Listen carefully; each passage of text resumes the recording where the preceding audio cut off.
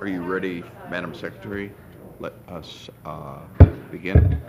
Thank you very much. That's a perfect striking. That's like balsa wood. Wow. Gino wouldn't put up with that. Let us call the meeting to order. Madam Secretary, could you call the roll? Ms. Carano. Mr. Kerrigan. Here. Ms. Cooney. Here. Mr. Curtis. Mr. Dortch. Here. Mr. Finland. Mr. Flynn. Mr. Hall. Here. Mr. Hawkins. Mr. Humke. Here. Mr. Sullivan. Here. Ms. Weber. Ms. Zadra. Thank you very much. Looks like we have a quorum present. The people, I think Commissioner Weber is coming.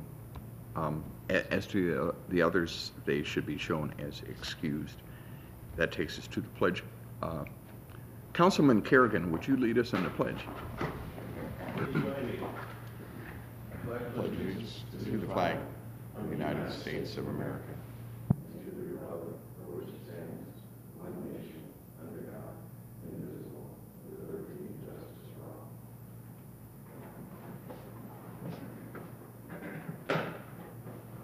Thank you very much. As to approval of the agenda, are we satisfied from the staff level with the order of things? Anything to move around?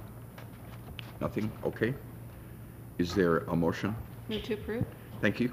Second. There's a motion and a second to approve the agenda. Any discussion of that motion? Hearing none, all those in favor, please say aye. All those opposed, please say no. That passes unanimously. Initial public comment. Do you have any cards? Any person wishing to give public comment? See none, we will close initial public comment. Item 5, review and approval of the minutes of June 27th. Any changes, additions, corrections? Move to approve. There's a motion to approve and a second. Any discussion of that motion? Hearing none, all those in favor please say aye. All those opposed please say no. That passes unanimously. And that takes us to updates and reports of the President. Mr. Ball.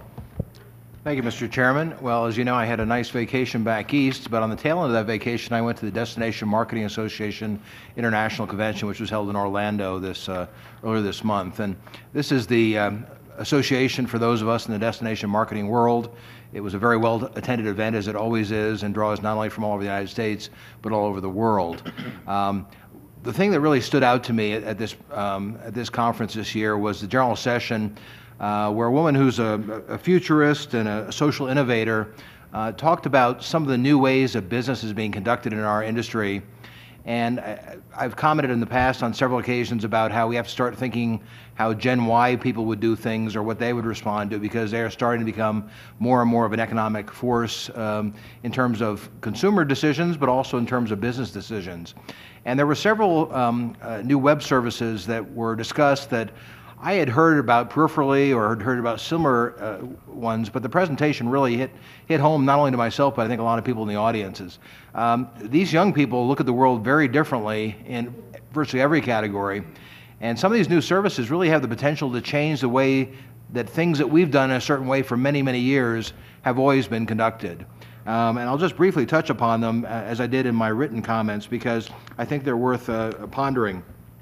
The first one she talked about was Lyft, and it's L-Y-F-T, but this is a way for people to get where they need to go without a car and without calling a cab or a limousine service. And those are big businesses, and this sort of homegrown solution at first sounds kind of amateurish, and yet it really in some ways is more sophisticated than the way people travel right now on an intercity basis. You check in on this website, you enter where you need to go, at what time, and somebody on the other side of the equation who has a car and is willing to take people around either in the course of their normal rounds in their job or in their spare time, and a connection is made. And at first this sounds like a breeding ground for perverts and criminals, and yet it is in fact a far more documented transaction than getting in a cab, because you wave your hand and a cab pulls over, you call and a cab shows up, and the record keeping is pretty loosey-goosey, and there's not a lot of information about who went where when. Yet on this system, that's all documented. And then when it's over, the driver rates the passenger and the passenger rates the driver. And if you don't do well, to a certain degree, you're off the program and you're not allowed to use it again.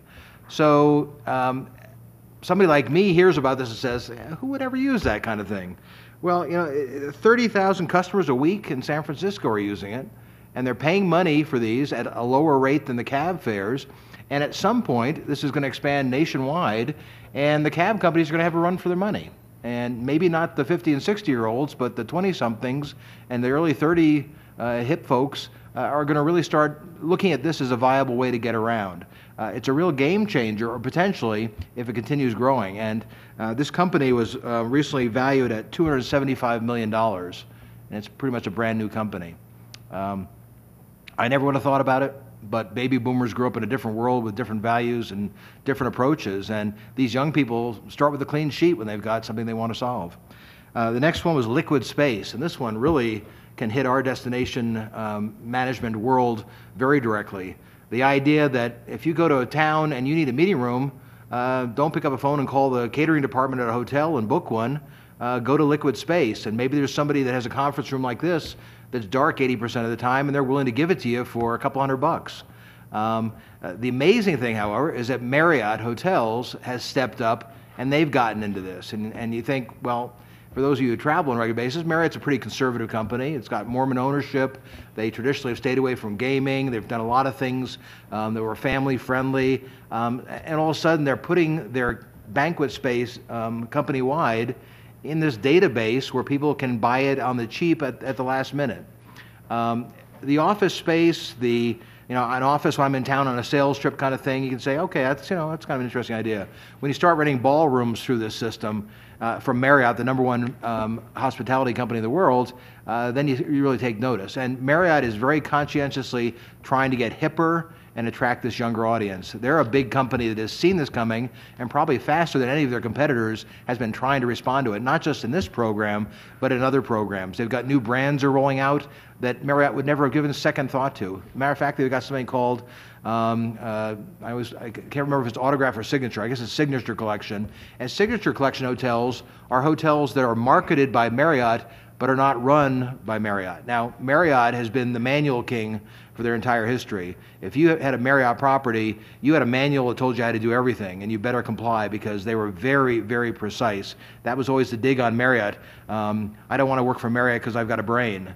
People used to really think that they didn't allow any leeway for creativity or uniqueness.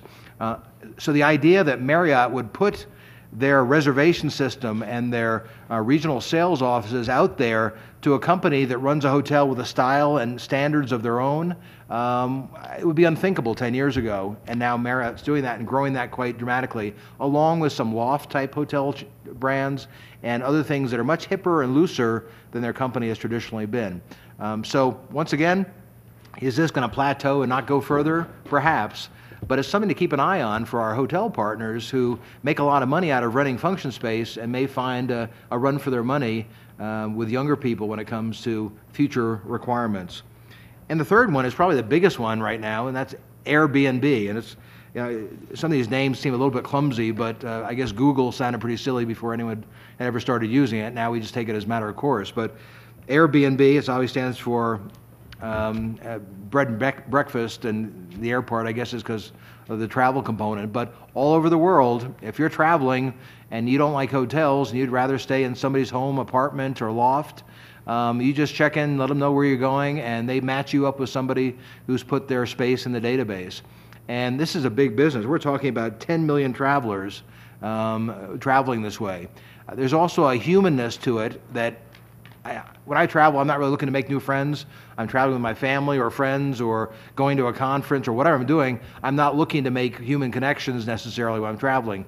But for a lot of people, that's part of the vacation experience. They want to make a new friend in a new country. And what better way to do it than by living down the hall from them in their house or living in an apartment next to theirs that they make available through this Airbnb service. These all have to do with empowerment, simplicity, and humanness. And these are things that younger people who grew up in a different environment, a lot of divorce, a lot of craziness going on in the world, their whole environment was shaped differently. And for a lot of them, travel's about people as much as it is about seeing stuff. For us, it was more about seeing stuff, seeing a beautiful sunset, seeing a museum. A lot of young people, they remember their trips by the people they met. And this makes that even easier for them to interact with new people without forcing the issue. So, very interesting presentation. It is interesting to note, here's a professional speaker. She worked with Bill Clinton on one of his panels, travels the world, and at one point she showed us a video and it was the wrong video. And we sat there through this entire video about Greece that had nothing to do with the point she was making, and she was beet red when it was over. But it was kind of another issue, I guess, of humanness, where even a professional speaker who traveled all the way from Australia to be there with us could still run the wrong video. So, very good presentation, and certainly food for thought as the world continues to change. In the course of the conference, too, I saw a lot of old industry friends, and as I noted in my notes, it was kind of fun to have several of them come up to me and say, "Gee, you guys are really out there now, and we're really seeing your logo and your messaging everywhere." And then Mickey Schaefer, who's a meeting planner, now has a consulting firm. She said, "Chris, so there you are. I've been looking for you. I want to tell you." The Columbus Convention and Visitors Bureau recently had their customer advisory board, and this is frankly the future, something I'd like to talk about for this organization. A lot of our peers have what they call customer advisory boards, and once or twice a year they bring in top customers, typically meeting and convention planners, association executives, corporate meeting executives, and sit down with them and run issues by them. Say, we're considering doing this. What do you think? Here's our new campaign that we're going to be rolling out soon. Can you see how we could improve it? It's a way of almost doing an internal focus group with people who have indicated a willingness to help you and eventually become strong allies. I mean, you do it for their feedback and insights as a customer, but what often happens is that over the time that they're with your advisory board, they feel like they're part of your team and often promote you to other meeting planners and associations, or are willing at a trade show to put on your shirt and go to a special event you're sponsoring and represent you there. So it builds a really nice camaraderie. So there are a lot of these around. Columbus, Ohio is a pretty aggressive meetings market back in the Midwest. And so they recently asked their group, well, who's doing it right out there? What destinations are you really taking notice of? And 2 hands went up and said Reno, Tahoe. And I'm sure that wasn't what Ohio was looking for, but the fact of the matter is that they're sitting back in Ohio and taking note of our more aggressive and higher profile approach, I think is a nice anecdotal evidence that we're starting to break through out there. Some of you may have been through the airport in the last week. If you haven't, I encourage you to go take a peek next time you're over there. We opened a new alcove there at the invitation of the Reno Tahoe Airport Authority. This has been going on for a couple of months, but we got a call one day and went over, and we're told that this area had so many revolving displays over the years, there was a feeling that perhaps it was time to have something a little bit more permanent in that high traffic space. So between the Mountain Diner restaurant and the baggage claim area is this recessed area. It's got a drop ceiling, but it's a nice big space. And Jennifer Cunningham and myself and Stan from Byers from Stan Can Design and Esther Isaac from our marketing department, we all got together, looked at it, sort of conceptualized what we wanted it to be, and came up with a design, and it just debuted last Friday to rave reviews. We had virtually every TV station there, the RGJ, and a whole bunch of other folks from the media. And what we like about it is that it's very single-minded. When people are coming through the airport, they're coming or they're going, but they're probably here for a reason. They may be coming in for Barrett-Jackson, they may be coming in for the balloon races, they may be coming in for the National Championship air races, a business trip to visit their aunt. Whatever reason they're coming for is they're here for one reason. What we want to do is show them there are a lot of other reasons to come back in the future. So we have the back half of a vintage Airstream trailer, right front and center as a photo opportunity, and you've heard me talk about we need more photo ops here. We need more places that people you know or run into say, oh, you got to go make sure you have your picture taken with the whatever. In some towns it's the giant rutabaga.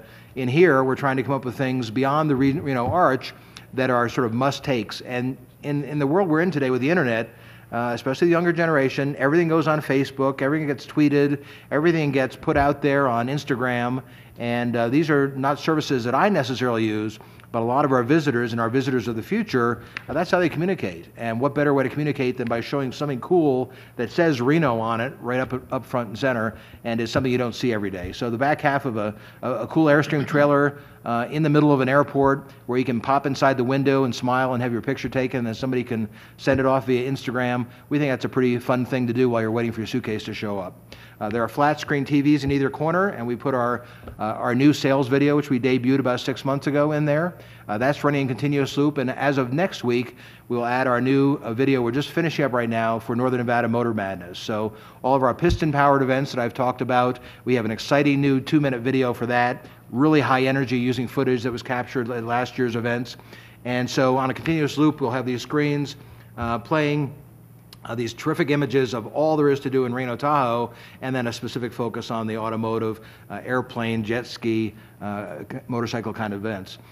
We also have backlit panels on either side that have listings of the dates of all the special events. So if somebody coming in here and for Barrett Jackson, go over there and wander and say, well, they have air races here? I had no idea.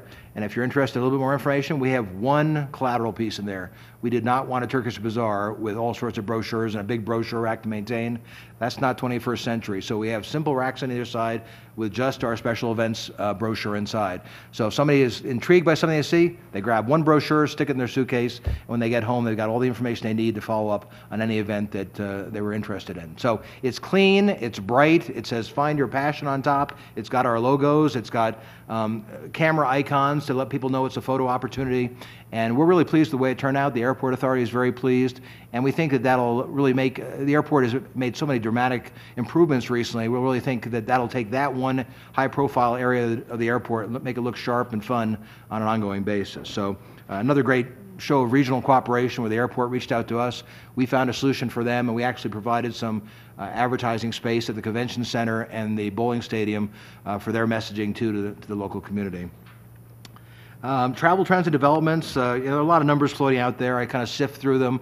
TravelClick looked at 4,000 hotel bookings and saw that for the next 12 months, leisure travel is up 4.6%, which is good to see. Business travel up 7%, so people are definitely getting out on the road again to start selling things and servicing things in a higher volumes than they have in the last year or so. The bad news is that group travel is only up 1.7%, and there are two reasons for this, or more than two reasons, but two or three that really come to mind. Obviously, the government meeting issue still has not been fully resolved, and remember, with government meetings isn't just the meetings the government holds that have been coming under fire. It's also all the government employees who go to for-profit types of meetings to interact with different industries. And traditionally, a lot of those conventions out there have had a big component of federal or state employees interacting and doing the business of that industry. That has been cut back, and as a result, attendance numbers are down at an awful lot of conferences just on the pullback from government employees. So we got a double whammy. We got government meetings being canceled or delayed, and then attendance at for-profit meetings being reduced. We also have for-profit companies sending fewer people to conventions than they have in the past. So even as there's some growth out there, a lot of it's being tempered by companies sending 3 people instead of 4 people, or sending 6 people instead of 10 people to these conventions. If everybody does that, that has a dramatic impact, and it's hurting these associations and user groups who have always counted on a good representation from the big players. If everybody reduces their attendance by 20%, that has a big impact on the bottom line, and very often that convention is the #1 moneymaker for that trade or professional association. So this is a big issue. Hopefully this will right itself and we'll get back on track. But to see leisure travelers moving again almost 5%, business travelers up 7%, and meetings less than 2% is a bit of concern. And then I did mention it's not a done deal yet, but the fact that the governor and the legislature in New York State have approved 4 Vegas-style casinos for New York State is just, you know, the pie is getting sliced so thin you can barely get the knife in between the slices now. And we've got those 2 big casinos in Connecticut that have always gotten the New York market, and then Atlantic City, of course. And now you're going to put 4 Vegas-style casinos in New York State on top of it, on top of internet gaming, on top of everything else that's popping up. It just shows how gaming continues to be watered down, and everybody is at war with somebody else. I was in Detroit before I came here, and Detroit's pretty high on the list right now, but as those Ohio casinos that are now coming online start working, they're going to siphon away a lot of the customers who used to go to the Detroit casinos, and they'll have to try to scrape to find new people. And we all know Detroit's in not great shape right now, so they probably maximize the number of local residents they can count on to utilize those casinos they have there. So the gaming issue, it continues to be challenging, and at some point you wonder how much more gaming can we jam into this country, because it's everywhere now. Recent issue of corporate incentive travel, a quote that just really popped to me. quote, when you start talking about today about having a meteor incentive program and you're discussing destinations, airlift is now your number one consideration or question. This is a quote by Karen Bigelow, Director of Travel at U.S. Motivation in Atlanta, a very large travel agency and motivation company that does incentive trips, et cetera, for large Fortune 500 companies. I take over as chairman of the Regional Marketing Committee. We have our first board meeting with me as chair next Thursday. We're going to kind of rethink that organization and make sure we're doing what makes sense in the 21st century to get more air service here and support the air service we have. But there's nothing we think about more on a daily basis in this industry now than the airlift situation. We've been talking about it for a while, and everybody's talking about it, and now the industry's talking about it.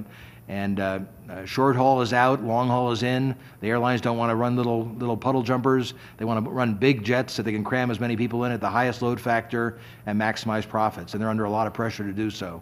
So I feel good. I feel we're a little bit more in control of our destiny to have the RSCVA at the helm for the Regional Marketing Committee, because that organization, as a reminder, collects well over $500,000 a year to do nothing but support air service and find new air service and come up with ways that we can solidify the air service that we have. So we got a great airport. What we need is some more great partners to fly here from destinations that we need service from. 12-13 is shaping up to be a solid year. Significant rate and revenue growth. The thing that I keep on harping on, but really is great news, is showing that in the first 5 months of this year, we're up $9 in average rate over last year for our gaming properties. So the big guys who traditionally have been flat on rate for the last 5 years have gone up $9 over last year for the first 6 months of this year. And the limited service properties that have always been climbing in rate are starting to plateau. They're less than $3 up year over year at their properties. So the Hyatt Place, the Courtyard by Marriott, the Ramada type properties, they've kind of maxed out what the business traveler is willing to pay for their property. But there's a lot of upside potential, we believe, and our partners, I think, are now starting to believe with our full-service gaming hotels, the ones that traditionally would be running the highest rates in a destination. So that is great news, and we hope that trend certainly continues. We recently attended the Locations Show down in Los Angeles. This was our first trade show ever on behalf of the movie and television industry. I had attended that show many times in the past when I was back in Michigan, but we went down there and our booth was almost next to the Nevada Film Office booth, and I can tell you, these guys could not have been more effusive in their thanks to us. They kept on walking over and saying, we've been in this office for 15 years and we've never had an incentive, and everybody who said they were going to get one fell flat on their face, and you guys really helped make this happen, and we really appreciate it. So it was a bit of a kumbaya love fest, but the fact of the matter is we had a lot of traffic. And the interesting thing is, I would say, eyeballing it, and I wasn't there for the whole show, I went down for a full day, but I would say that our traffic was as much or more than the Nevada Film Office booth. So we had a state booth, and we had Reno, Tahoe, USA, and we had bright orange shirts on. They were dressed in business attire. We used all our trade show tricks to draw people in, but also when they saw that Reno, Tahoe up there, that elicited a lot of curiosity. One of the very cool things, I was standing there, and a producer came up to me, and she said, so tell me a little bit about your area. And I started talking about Reno, Tahoe, and she says, well, I'm from The Bachelor, the production company that does The Bachelor TV show. And looking around the room, I'm guessing a lot of you don't watch The Bachelor. But, well, okay, thanks. I didn't want to draw any assumptions. It's a guilty pleasure. My wife and I watch it together. It's kind of a goofy show. They travel the world, and they try and find true love. Well, we started talking about the possibility of them coming to Reno, Tahoe for the next season. And this is a very highly rated show on ABC. It's a 2-hour show, which is unusual today, and it's got a very strong following. It's been on the air over 10 years. Which is a long time in the TV world. So we started talking, and we zeroed in on, they tend to go to somewhat exotic places that are a bit of a travelogue. So we talked about the possibility, and Fred's not here today, of the Hyatt Regency at Lake Tahoe. And the possibility, wouldn't it be great to have all your folks come to the Hyatt Lake Tahoe for a week of that show? The TV exposure would be fantastic nationwide. It would show the property from all angles. It would show our destination. They'd be flying into Reno Tahoe Airport, driving through Reno to get over there. We'd make sure we really maximize it. There's some dollars involved, but I think we could find a way. They'd be coming in from Los Angeles with their crew. If you can believe it, to shoot this TV show, they have to bring in 100 people from LA to shoot it. Now, when you're in Botswana, that's a really big expense. It's not quite as bad when you're sitting here an 8-hour drive away or a short flight away. But this is the type of thing on top of Barrett-Jackson, on top of what we talked about with the X Games, that can really be a game changer. Television's powerful, and even though it's not as powerful as it used to be, where else can you reach millions of people with something that showcases you in such a positive light? So they're sending a proposal to me. I'll follow up with them. I haven't even talked to Fred about it. I was hoping to mention it to him today, but and it may end up being on the Reno side as well. We haven't really finalized that deal, but they tend to like really dramatic viewpoints, and I think for our destination, probably the thing that could make people want to come here most is to see the beach at the Hyatt Regency Lake Tahoe with the mountains in the background, with somebody walking hand in hand and wish they were there themselves.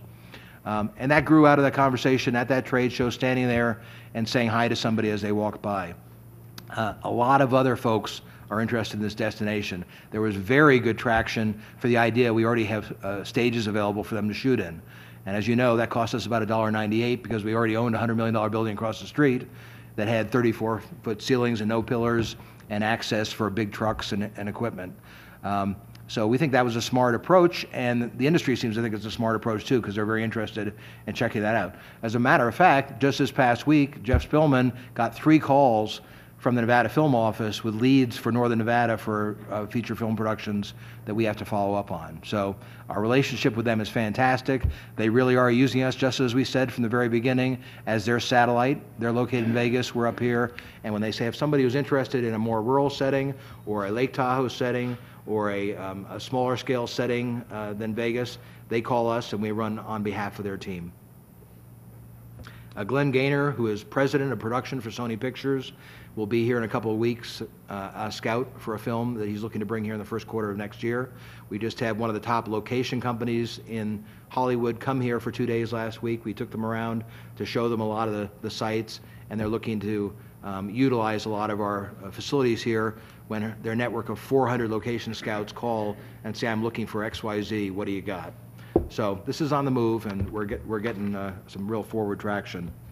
Barrett-Jackson, I won't spend a lot of time on it. There's a lot of work being done behind the scenes. Their team arrives in force next Tuesday, a week out, to do all the work to get this ready in terms of signage and layouts of exhibitors and all the backdrops and staging and VIP areas. Levy Restaurants did a very nice job, according to Joe, with their tasting for the VIP seating. If you haven't been to Barrett-Jackson, there are raised areas for VIPs, and you have to have special ID to get in. And General Motors will have one, Ford Motor Company will have one, Craig Jackson will have one on behalf of Barrett-Jackson. There's one for general VIPs called the Muscle Lounge. And you go up there and you drink and eat for free, and you have a great shot of the stage. So the food that's served there should be quality food, because these are quality folks that are important to somebody. What has blown me away at the other destinations I've attended, Palm Beach, Scottsdale, and Mandalay Bay, has been the mediocre food that has been served to these VIPs. I mean, it's embarrassing to go up there and have some of the quality food that they put out there for people who supposedly are your best customers, your best bidders. It's kind of hard for me to figure. So we really want to step up and have them say that the best food we have is in Reno Tahoe, and I think we're off to a good potential for that. Now, it's only as good as they're willing to pay for, even though we're giving them a good deal. But hopefully they're going to leave saying this was definitely an upgraded food experience. And just one final thing, our ticket sales doing well. Well, they were in Orange County, California for this auction up until last year. They are 503% ahead in Reno Tahoe 30 days out from what they were in Orange County, California. And that's pretty impressive. They're 187% of where they were in Palm Beach this year, which was the last auction they had. So they're ecstatic. They've got over 400 cars consigned. We think the ticket sales are going to be extremely strong, and that's great because we get a cut of those to help offset some of our expenses. So things are looking great, and there are 2 other elements of this that have just come up that are very exciting. There's a show called Fast and Loud on the Discovery Channel. It's in its 2nd season. You may have seen the promos for it. I watch it. I know Jerry watches it. It's a very cool show if you're a car guy. They're coming up here during Hot August Nights in Barrett-Jackson to shoot episodes for their show on Discovery. So here you have an event that's broadcast on Fox, and you got a show on Discovery coming up and shooting a show within a show that's going to be on a different channel, and Barrett-Jackson signed off on it. We've signed off on the releases for our facilities. They're going to come up here and go to the swap meet over at our Livestock and Event Center, choose a car buy parts here and build the hot rod while they're in town, and then that'll be on national television. So another great spinoff. And then 2 days ago, we hear from legal counsel for Barrett-Jackson saying that Ford Motor Company's ad agency, which is Team Detroit, contacted them and they want to shoot a national TV commercial during Barrett-Jackson Reno Tahoe for the new Fiesta ST. So here we have Ford coming out here with their national ad agency shooting their hot new little subcompact performance car at the Barrett-Jackson Reno Tahoe auction for national broadcast. Pretty cool stuff, and it's all that offshoot that comes, and this is only year one. So when I've talked about this being a marketing opportunity, the business is great, what they spend here is great, but what this really is a cheap way to get a lot of eyeballs on our destination for the first time. Here's some stuff we didn't even pay or anticipate for that we're getting as a side benefit. So even if you're not a car guy like I am, it's pretty exciting what it represents to this destination when you consider how many people in America have never even set eyes on what we have to offer. So that is my report, Mr. Chairman. Thank you very much. Mr. President, have you thought about placing the Willis on the auction block? It is far too valuable to be sold at this point. We're actually going to be driving the Fox Sports on-air talent in the Willys around town for our Gearheads tour. Oh, cool. So it'll be on national television, and then we'll be an icon that we can't possibly sell.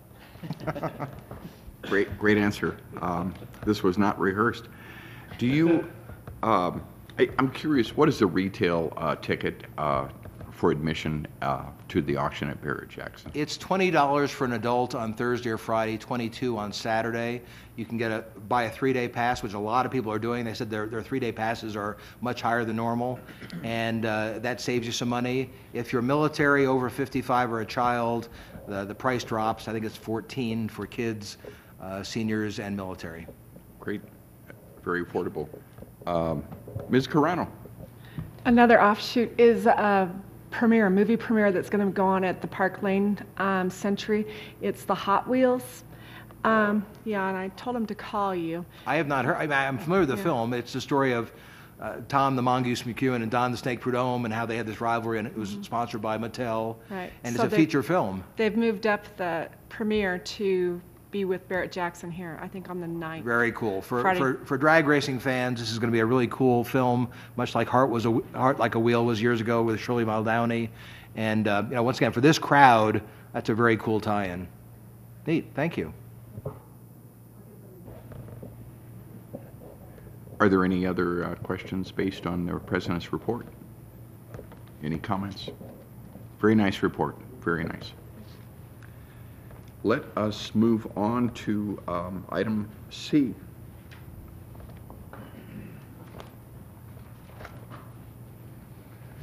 Since we did not have committee meetings, I'm going to have the department heads present their data for the first time. Okay. Just call them out. And we can take a vote. We can take a group vote, whatever you suggest. I would say suggest a group vote today. Okay. It's nothing major. It's basically a regular update. Okay, why don't we bite off C through F at this time? Is that all right? Okay, I'll take the financials real quick. This is for the month of May and year-to-date through May, but as Chris mentioned, we've done very well the first half of 2013. For May, we were up 8.8% from budget for taxable revenues, which is an increase of 18.6% year over year. Rooms were up about 2,600 from budget, 17,000 year over year, and rate again was up 572, 7.8%, or 834, 11.8% year over year. Great growth there. A lot of that driven by having both USBC groups in town as well as some of the volleyball and basketball events we had. We also just finished June. I got some crazy looks when we put the budget together, but we'd actually budgeted almost 18% increase and hit that. And actually grew it another point above budget, which was 18.7% year over year. Year over year on rooms, we had another 17,000 room growth year over year. This isn't up on the screen. We just finished it this week, but we also grew rate in June, $8.83. So 2 phenomenal months, 18% growth year over year in both May and June. So we would love to see that continue. And then just as a side note, for the year to date, July 1 to June 30, we had $20 million in taxable revenue growth, almost 9% year over year. So goes to show what having some good business in town with safari and bowling and volleyball do for us. So that was made up of about 127,000 additional rooms and $3.42 rate growth. But very, very strong year, all said and done. I'm going to skip to the year-to-date on here for the P&L portion of it, as we're in 11 months. So for facility revenues overall, we're down about $213,000, 2.7% from budget. The convention center is significantly above budget. The rest of the facilities are lagging. Operating expenses, again, this is compared to the original budget. We're above budget by about $35,000 or 0.2%. And non-operating expenses were above budget by about $2,000. We did come out of the year, or should come out of the year, we're waiting for a few more things to come in for June, but we should come out with a little bit of a surplus to bring into this year, which is all very positive news. On the margins, the facilities are $51,000 better than budget through 11 months.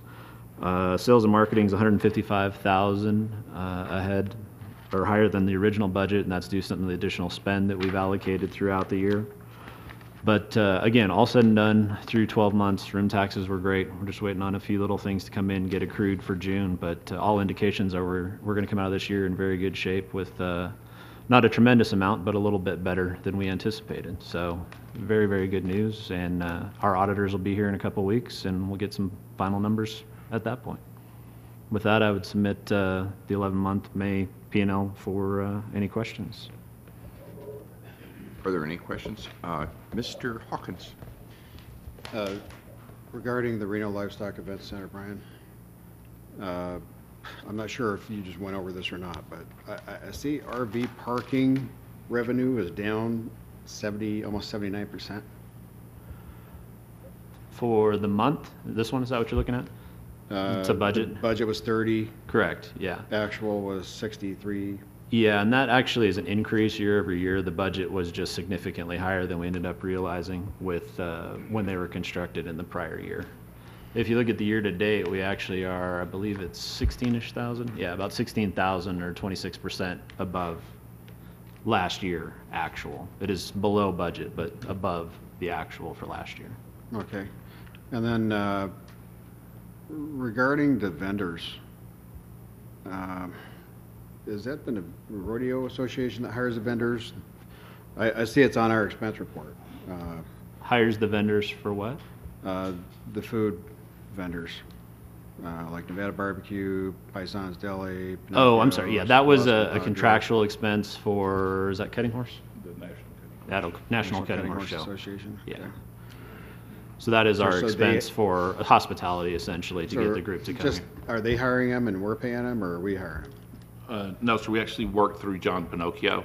Part of our agreement with National Cutting Horses, we provide lunches for 300 people a day during the show. And so through John Pinocchio, he goes out and he does some of them, Paisans does some, BJ's Barbecue, kind of mixes it up, and they get a different restaurants throughout the community come in. So somewhat exposure for them. It was one of the main selling points of getting them to relocate from Salt Lake City to Reno. Mm-hmm. Okay, thank you. Are there any other questions on item C? Anything else on item C, Mr. Rivers? No, thank you. Would you like to move to D?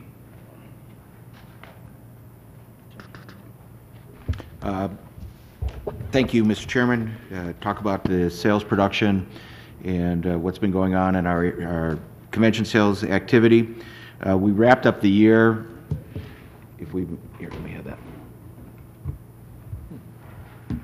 Ta-da. So as far as June goes, we wrapped up the year on a gross booking production of 145,700 room nights. We'll go through June right now. June was 10,000 room nights against a goal of 19,000. One of the things that impacted June is we also had some continuation of cancellations. We actually had grossed close to 14,000 room nights, but we lost 3,700 room nights in cancellations. One of them was a soccer tournament that we had booked earlier in the year, but they were not able to realize their tournament performance that they expected, so they had ended up canceling that. And of course, we take the hit on that. And in terms of year to date, on a net basis, this is at 110,000, but we have to remember we took 35,000 room nights worth of cancellations in this booking year. That was Safari. We had a booking that should have been canceled a little bit ago with Rocky Mountain Cheap. And but the gross basis, and this is what I was really excited about, on a gross basis, we booked 145,700 room nights. While that was 63% of goal, remember, this is a 40,000 room night increase over the prior year, or about a 37% lift. So we're getting the sales folks got some forward momentum, and things are looking really positive in that way. On a lead production, let me get to that. Hold on just a second. So we issued 394 leads this year, worth 556,000. How does that compare to last year? We had 352 leads, so our lead production was up 42 or 11%. One of the challenges that we're facing as an industry, as well as in this destination, is the amount of room nights that those leads are worth today. These 394 leads that we issued are worth about 557,000 room nights. Last year, that 352 leads was worth 563,000 room nights. So our actual room night per lead, we're down about 1% in the number of room nights. What the industry is facing is our customers are mitigating their risk and booking less rooms because they're trying to avoid attrition in the industry. And when Mr. Baum indicated about being at DMAI, that was one of the big issues and topics at one of the breakout sessions, is how much less room nights conventions are booking, down almost 30%, because they're trying to mitigate the risk of attrition, and attendees are going outside of the block and booking through other channels or into other hotels that are not contracted. That's a big behavioral change and something that impacts all the destinations and the brands, et cetera, that these customers are saying, I'm gonna have 5,000 people come in here, but I'm gonna book a lot less rooms than I used to, because the meeting attendees is changing their behavior and how they're booking. And you really have to blame the internet, because 20 years ago, if you're going to a convention, there was a number you called, and a friendly operator took your reservation, and you wouldn't have thought to do it any other way because there was a special rate, and if you called direct, they'd charge you rack rates. Well, how the world has changed. Today, people say, I'm not going to pay that rate. I can get a much better rate if I go on Expedia. And I'll check that with Hotels.com, and then I'll double check that with Kayak to make sure I found the last 50 cents. And I tell you, I'm not sure what the solution is, but it is a terrible, terrible problem as we try to negotiate these complex deals with people who are not willing to stick their necks out and say that we're going to use the kind of numbers that we know we use because we can't track them. Yeah, so one of the topics is out there is do we change the model? Mr. Baum's counterpart in Salt Lake City is advocating that perhaps we should be measuring attendance, not room nights. However, the stakeholders are all measuring room nights, but the attendance is still there. It's just that they're not staying inside of the contracted block. And when you start looking at some of the growth that you might see in business travel, a portion of that might be miscoded group business. Because they're coming in on business for a convention, but they're getting coded to leisure or transient. So it's a very complex issue. It does have implications on our production and how we are booking pace, and that's across all the DMOs. So that was some of the highlights in terms of the production, but I also want to kind of talk about some of the things that are going on. Are any questions on the production numbers? This week, Marcus Johnson started as our new business development manager. I'm real excited about what this position will do for us. If you may recall, this was designed to help generate leads and get this pipeline filled.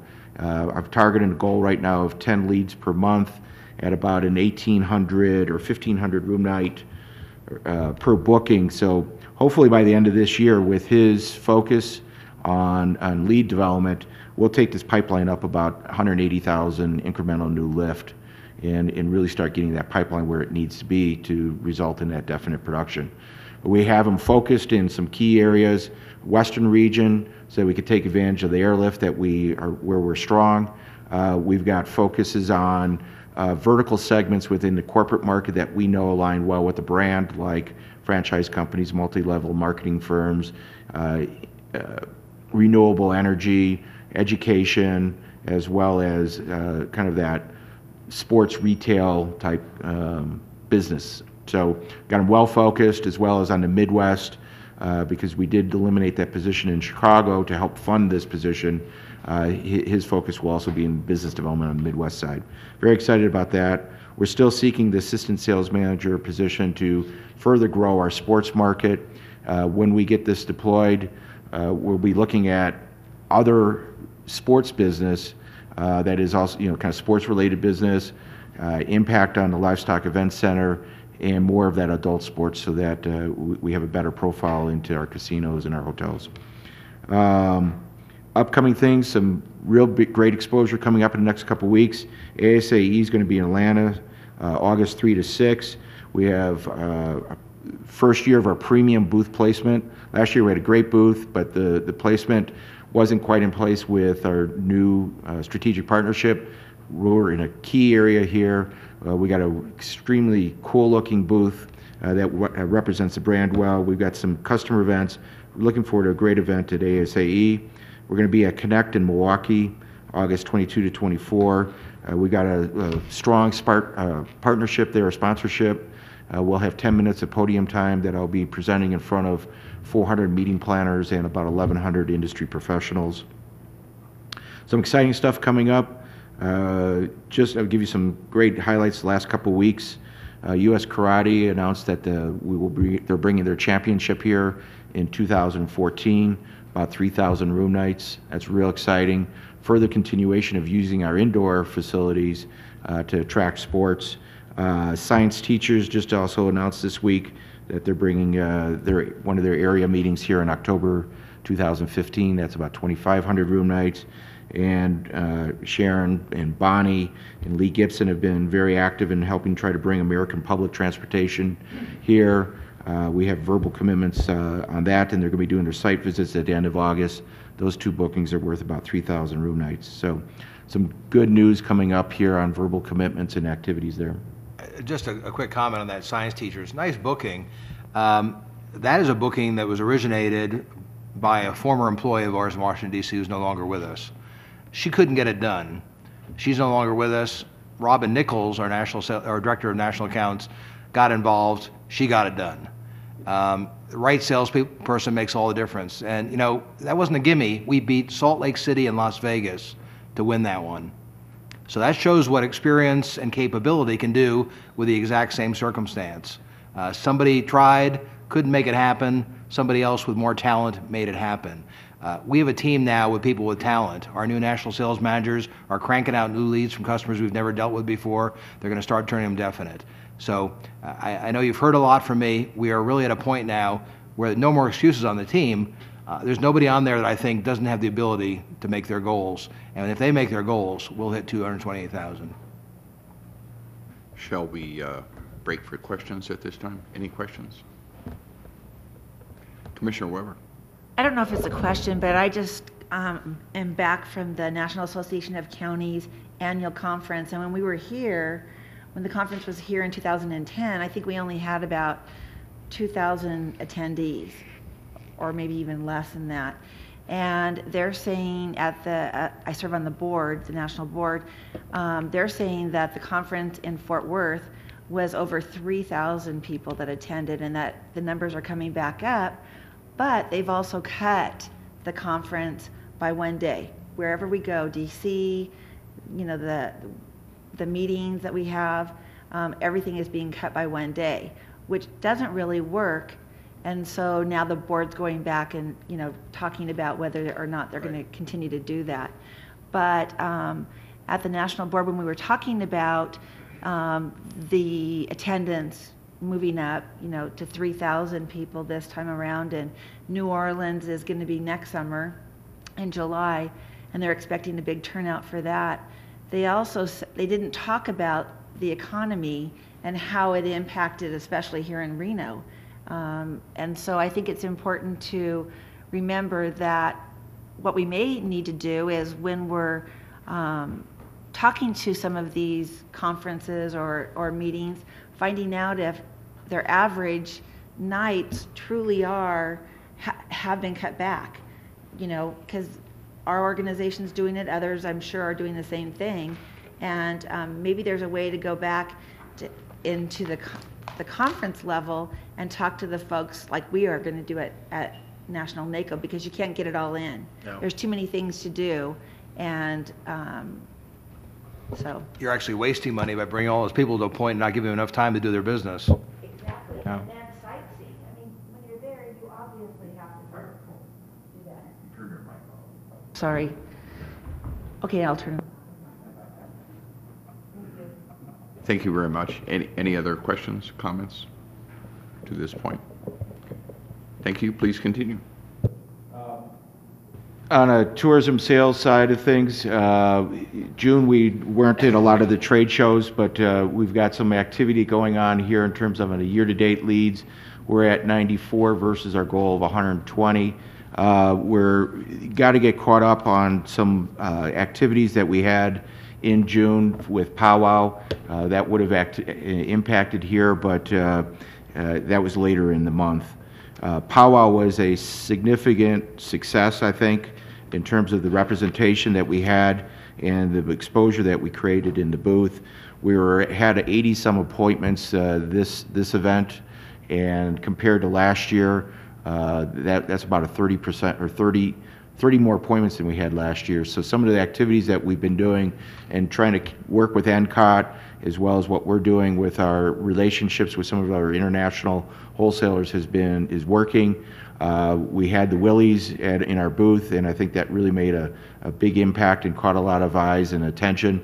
We also partnered with NCOT to bring over 80 international wholesalers here post-powwow, and that represented over 30 different countries, and it was a huge hit. We had such great feedback from journalists and from the wholesalers about they had no idea the beauty of our destination and also how much cooler it was than Las Vegas, because they came here and we were in the 80s and they were in Vegas in the 100 plus. But great feedback, great opportunity, and we certainly will leverage that. We also were at a ski industry event called TAP, Travel Alliance Partners, promoting Reno Tahoe. We're hosting this event next year. We were in Norfolk to try to drum up excitement for coming here in Reno. This will bring about 50 tour operators representing 30 companies to our area when we host it next year.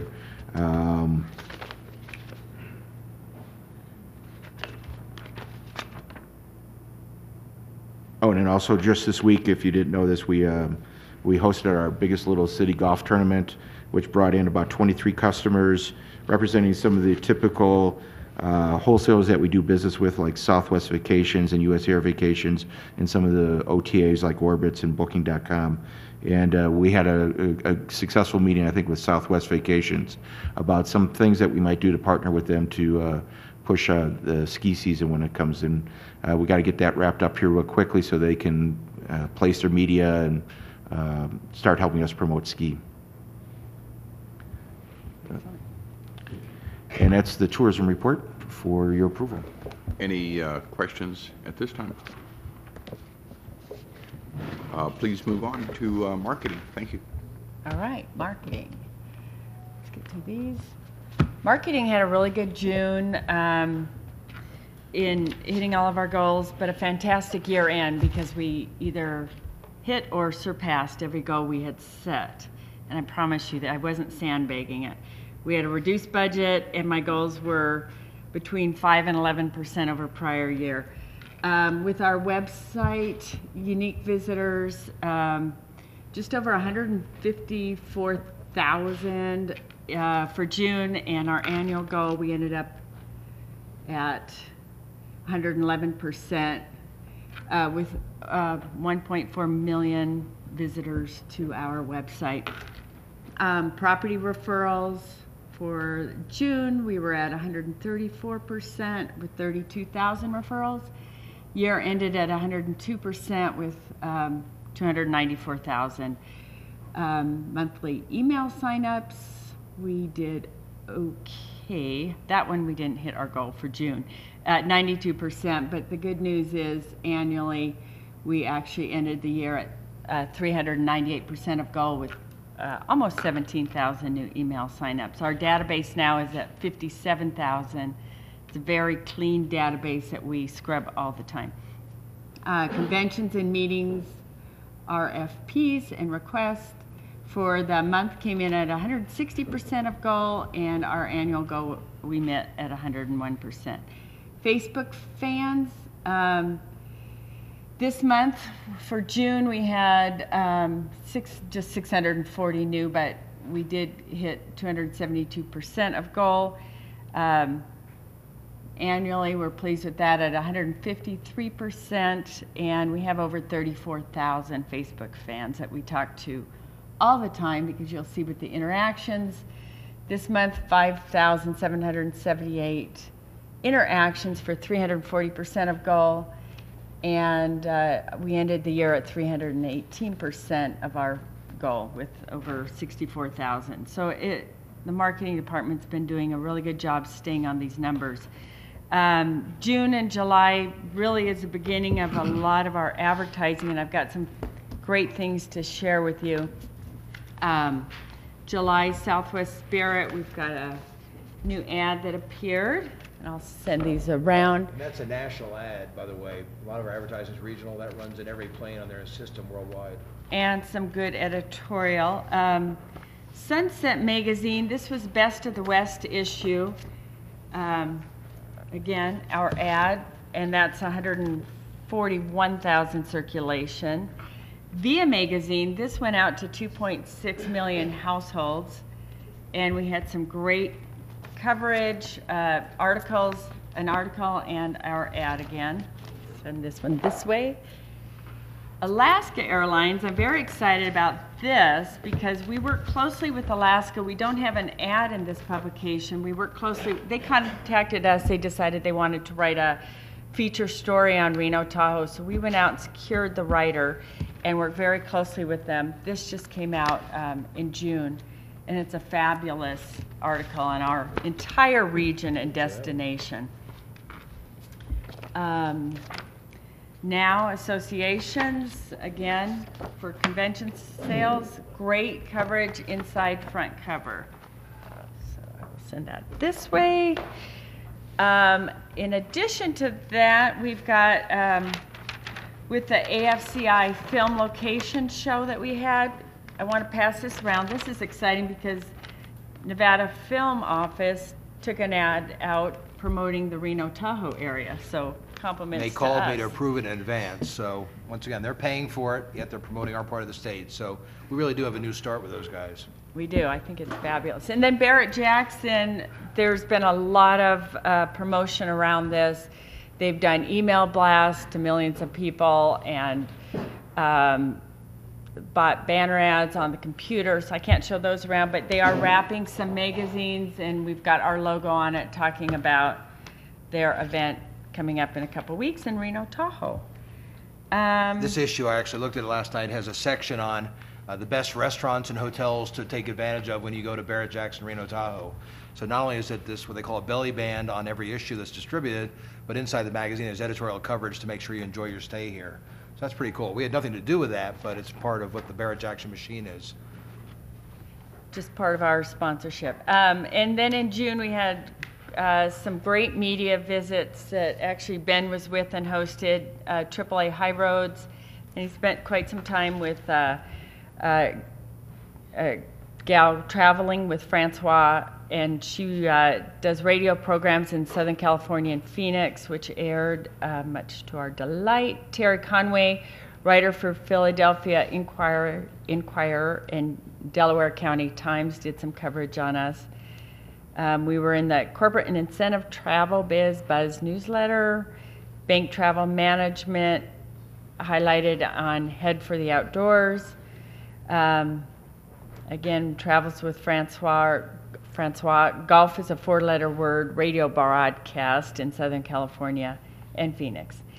And then again, we continue to get in top 10 lists, and it's been really fun following this and keeping a track of it. Just for June, we had top 10 U.S. colleges with great Greek life, top 10 underestimated cities for food. That was a daily meal blog reaching over 1 million people. We were number one in that one, by the way. 10 best beaches for families from Family Vacation Critic, mentioned Sand Harbor. 10 summer festivals worth the pit stop, which was focused on the Best in the West rib cook-off. 10 lake vacations, best for celebrating a Western icon, featuring Lake Tahoe. And then 10 best grilled cheese trucks, which talked about the Gourmet cheese truck in Reno. 10 best food trucks in Reno, another article which did feature Gourmet food truck in Reno. So it's sort of eccentric and all over the map, but fun to follow. So with that, that's my report. Thank you. Thank you. Are there any questions on this or any of the other reports? Then may we have a motion as to C, D, E, and F? Before I make a motion, just thanks you guys. It's been a great, I think it was a pretty good year in all. I mean, clearly we're still looking for more room nights, but we're going in the right direction. So that's good and excellent PR. I love the article on the rib cook-off in Southwest magazine. Thank you very much. So that was great. And then I'd like to make a motion to approve all of those various reports. Thank you. We have a motion and a second as to C, D, E, and F, a group motion. Is there any discussion of that motion for approval or acceptance of the report? Hearing none, all those in favor, please say aye. All those opposed, please say no. That passes unanimously. That would take us to item G, to the, is this the Congressman Porter? And Ms. Zadra, I believe, is experiencing some rehab, and she is not here today. We're very sorry for that, but she has to take care of what she needs to take care of. Go ahead, sir. Wherever you'd like, but we do need a microphone. Possibly just a conversation. Okay. And I'm sorry. John, please turn on. This agenda is not what I want to hear. John. But it's still local. John, you got to hit the mic, the button. That part I didn't want on the record, but it's okay. Okay. Thank you all for letting me be here this morning. It's an honor to represent you and many facets of the board that's here this morning. I want to let you know that former Congressman Wiener is dropping in the polls in New York. So if you've been paying attention, the only problem is it's a great reflection upon Congress and some of its folks, unfortunately, but truth has it, he's dropping. A little bit about who we are, just to refresh your memory. Again, my name is John Porter, Nevada, been here 35 years. Was a city councilman for 10 years, the toughest job in my life, by the way, and mayor, and then the state senate for 8 years, and then served in Congress for 6 years.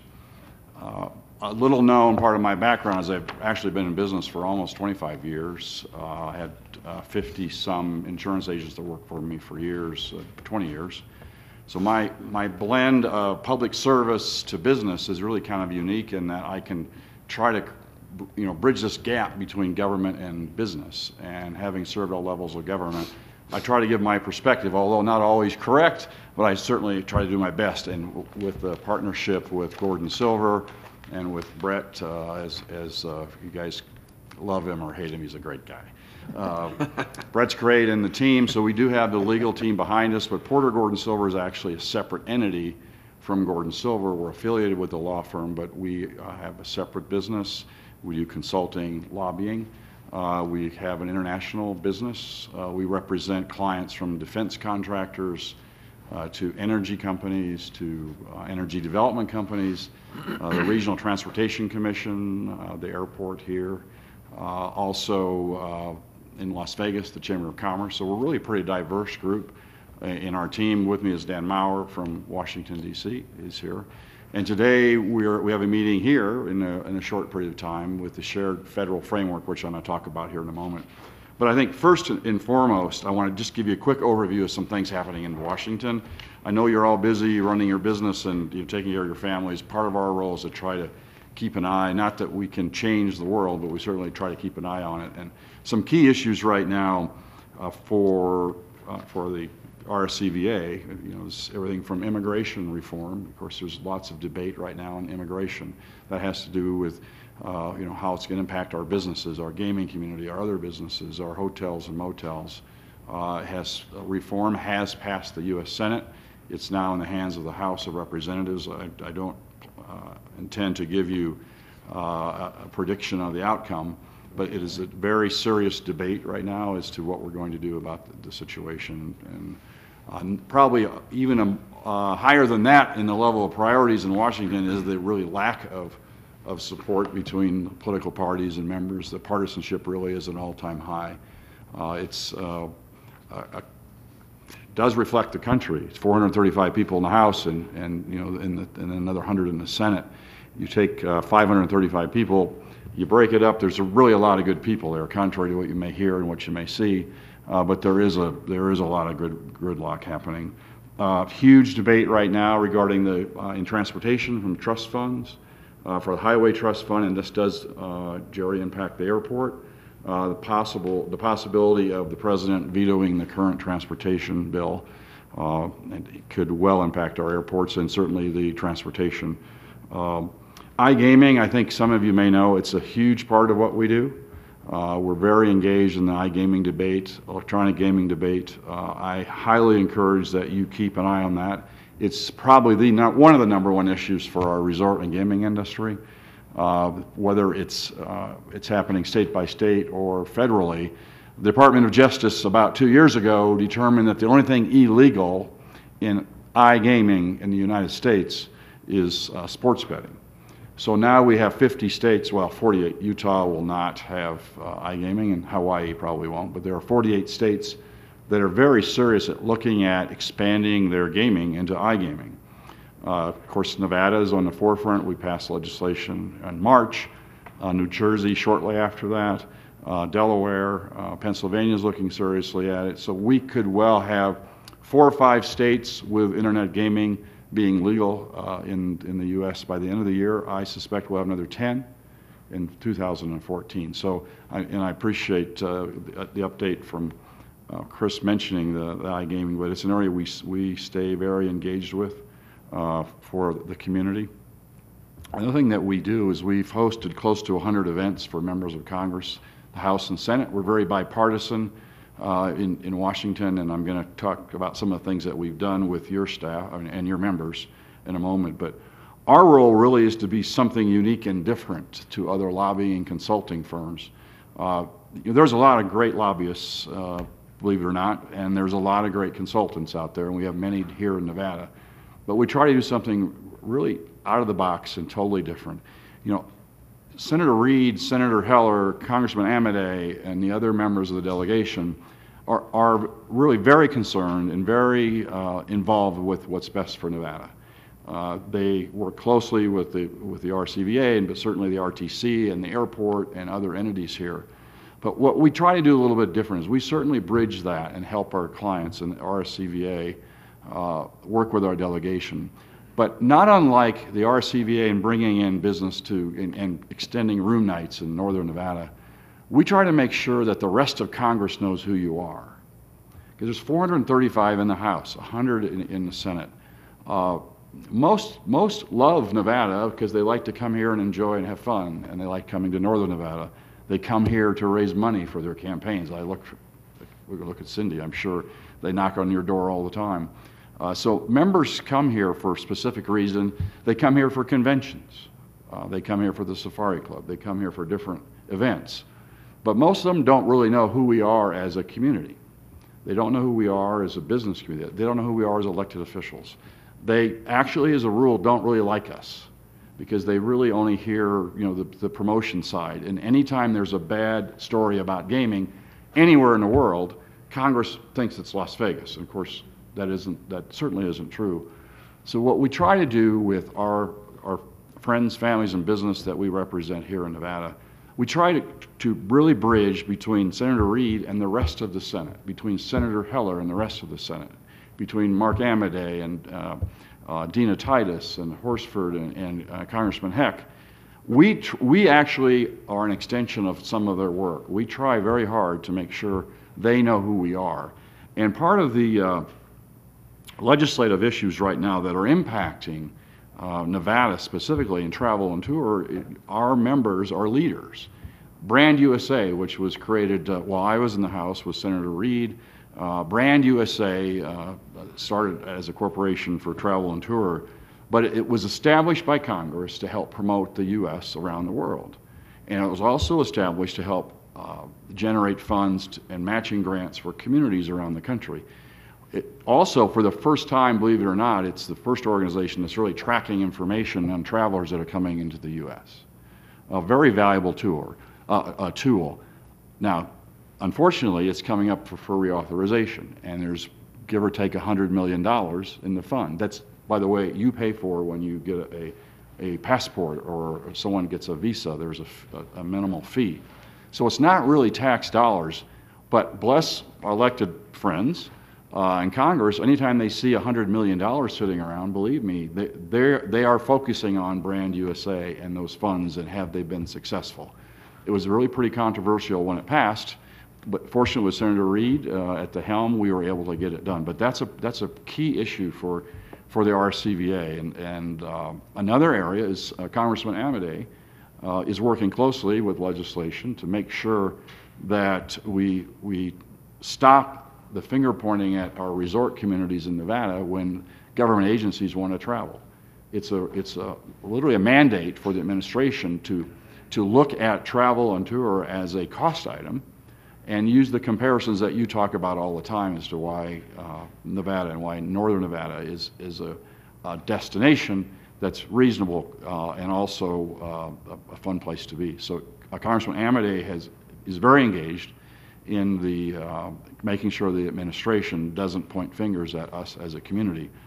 Congressman Heck has legislation that impacts you directly as well, and that's called the JOLT Act. And not to get into the weeds, but you know, one of the challenges that RSCVA faces in our properties and our businesses here is international travel. And you know, it's an untapped market, and Chris told me a story the other night. Was it the Hiltons that pulled out of the international in the 60s, is that right? Hilton's International. Conrad Hilton sold the international division because he didn't think it had any future potential. Right. To concentrate on domestic, and eventually they bought him back after they realized that mistake. And it's a prime example. It's a huge target for us, but it's very difficult because this Department of State and Homeland Security is not a priority. But also, and when it is a priority, they're worried about letting bin Laden or his protege coming into the state. So our Homeland Security has a balancing act at our borders. They want to make sure we bring in as many people as possible, but we want to make sure we don't let the wrong person in. And as you know, they can do 1,000 things right and then mess up one time. So the JOLT Act that Congressman Heck is sponsoring or co-sponsoring, he has a number of sponsors around the country, through what's called the Travel and Tour Caucus, members in states that have travel and tour. It's to expedite the visa process. It's to reduce the red tape. You know, we have favored nation status around the world, but the problem is we really don't have a whole lot of places for international visitors to get their visas. China alone, I think there's 4 or 5 places. So the JOLT Act is helping create the ability to use technology, remote technology, to make sure that in our favored nation arrangements that we can expedite getting visas for travel into the U.S. So like I said, from the Nevada standpoint, those are key issues. The I-11, Interstate 11, is a priority for not only Southern Nevada, but also for the RTC here, and as well should be for you. The federal government is moving really quite rapidly in engaging the state of Nevada for a corridor for an additional interstate system north and south from Mexico to Canada. And one of right now with the RTC here in Northern Nevada and the RTC in Southern Nevada and with the delegation, we're trying to designate the corridor. And we certainly want it to come to Reno in Northern Nevada, Washoe and Sparks. We want it to come here. So these are some issues that we're dealing with on the federal level that really impact travel and tour, which is to bring in more room nights into Northern Nevada. So as I mentioned, our role really is a little unique and different. Our delegation is small and mighty. Senator Reid is very powerful, and certainly are their members. But in fairness to Senator Reid, sometimes when he promotes something, my friends on the Republican side aren't going to support him, just because he's the leader of the Democratic Party. So what we try to do, and with our clients, is help bridge that. Most recently in April, I think it was April, Bonnie, right? I'm losing track of time. In April, our RTC, Lee Gibson and team brought 3 of its board members, Commissioner Weber and Zadra, Councilwoman, and Ron Smith from Sparks. And it's unique because we're very sensitive to open meeting laws, Brett, so you know, we're very sensitive to, and making sure we balance, you know, a quorum and what the agenda was. But with Lee's leadership and that of the councilwoman and our commissioner, we made sure that we put together an agenda that was travel and tour related. It also had to do with water, had to do with, of course, transportation and aviation because of the crossover. And we had a chance to visit leaders that are decision makers. Again, not that our delegation isn't great, and having been there, I understand how it works. But we visited with the chairman of transportation. We visited with the chairman that has oversight of travel and tour. We visited with the chairman that has oversight over funding highways and byways in the U.S.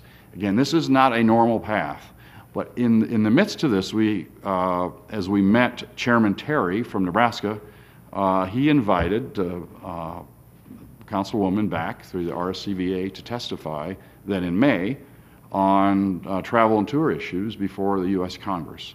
So that's kind of really a segue into what we're trying to do with the shared federal platform. But before I get more into that, I want to applaud the RSCVA, and of course, watching closely, I think some of you know I used to be on the LVCVA Board of Directors and Las Vegas Events, where we did events in Southern Nevada. Chris is doing a great job, and we had a great chance this week to get caught up on things that I wasn't aware of. But he's absolutely correct in the association markets, which he addressed this morning. I know it's a substantial investment that you have being involved with the associations, but let me tell you, it's like going to the decision makers at the top. And like I said, I mentioned we do 100 events. Why does that matter? Well, it matters because we bring people to our home business from across the country to create those relationships. The bulk of the people that come to our events are associations. We even had the catfish growers recently, and about 300 people showed up. Sportsman's Foundation, 300 people showed up. But these are associations, and Chris's focus on the associations is really critical, and you've got team back there watching it very closely. But I highly recommend that you keep focused on that. And if you have time, and I may be speaking out of school, but go with Chris as much as you can to get to know these people, who they are, because those relationships are really, really important. So I mentioned the trip in the spring with the RTC, and that really was the platform to start what Lee Gibson had as a vision, and that's to create a shared platform. And let me kind of, without spending a whole lot of time, because I know I'm probably holding up your meeting here, but in a nutshell, what the goal is. Lee has reached out to all the local government entities. He's reached out to the university, to TMCC, to DRI, to EDON, and he's creating for the really historic organization of members working together for Northern Nevada. Now, we each have our own agenda. Again, like I said, I appreciate local government especially, but you know, Chris and team here has a lot on their plate. The last thing they need is one more project. The last thing is the business community needs is one more project. But this is really a pretty historic moment for Northern Nevada. And our goal is to make sure that when you visit Washington, D.C., members of Congress know there's 1 million people that you represent. This is a region of 1 million people, and that includes California, the Lake, Douglas. This is a million constituents. That's pretty powerful. Now, each entity has its own agenda. The cities have their own agenda. The airport has its own agenda. RTC has its own agenda. Sparks has its own, and the city of Reno, they all have very specific federal agendas. Again, I'm a local government guy and a business guy. I believe in local government first, and I believe in business that supports a local government. But it's so powerful when we go collectively, as the Commissioner and I did with Ron and again Sharon, when we're able to talk about how the corridor of transportation from UNR to the convention center matters. How when the convention center and the airport work together with the business community in bringing in flights. That is regional, and that's very powerful. Now, let me put on my congressman's hat for a moment, and I know Dave, I know all of you as elected appreciate this. You know, many times you have communities and interest groups coming in to see you, and sometimes they're really even on the same side, but they don't know it, and sometimes they're on the same side and they actually get in the way of a policymaker, you know, a councilman, making the right decision. So our goal really is to support the independence of the local governments, but we want a platform where we can talk about Northern Nevada and how the airport impacts the convention center, how the county impacts the cities, how the city and the water systems impact. So today is our second meeting, and thank you for letting us use your facility, of local governments coming together. And today we're going to talk about federal priorities. So everyone kind of has an idea, because as we found, and I know it's not unusual for local government when someone comes in, but it was actually exciting to hear how the three electeds that were in DC could do hand in glove comparing their different issues. You know, Ron, you know, with water, and you know, go on and on and on. So we are planning a Hill Week in Washington D.C. for the fall. We haven't set the dates yet. It's probably October sometime. We want to make sure that Congress is in session, or maybe it's better they're not, but let's assume for a moment they're going to be there. Where we're inviting business leaders and elected officials and members of this organization to help us put together an agenda, not unlike we did in April, where we can have the actual decision makers get to know who we are as a community. And I think other communities do this around the country. It's not unique to Congress, but it's very unique to Northern Nevada to have one voice. So envision for a moment, and our goal is to have a facility in the Capitol or the Library of Congress or one of the House office buildings, and we're putting together a schedule of leaders from the administration, transportation, travel and tour, from defense industry, from the railroad industry, all these things that impact Northern Nevada. We're going to have probably 2 days, maybe 2.5 days of pretty intense opportunity for us to send our message to the leaders of the country. And that, in turn, of course, is inviting them to come visit.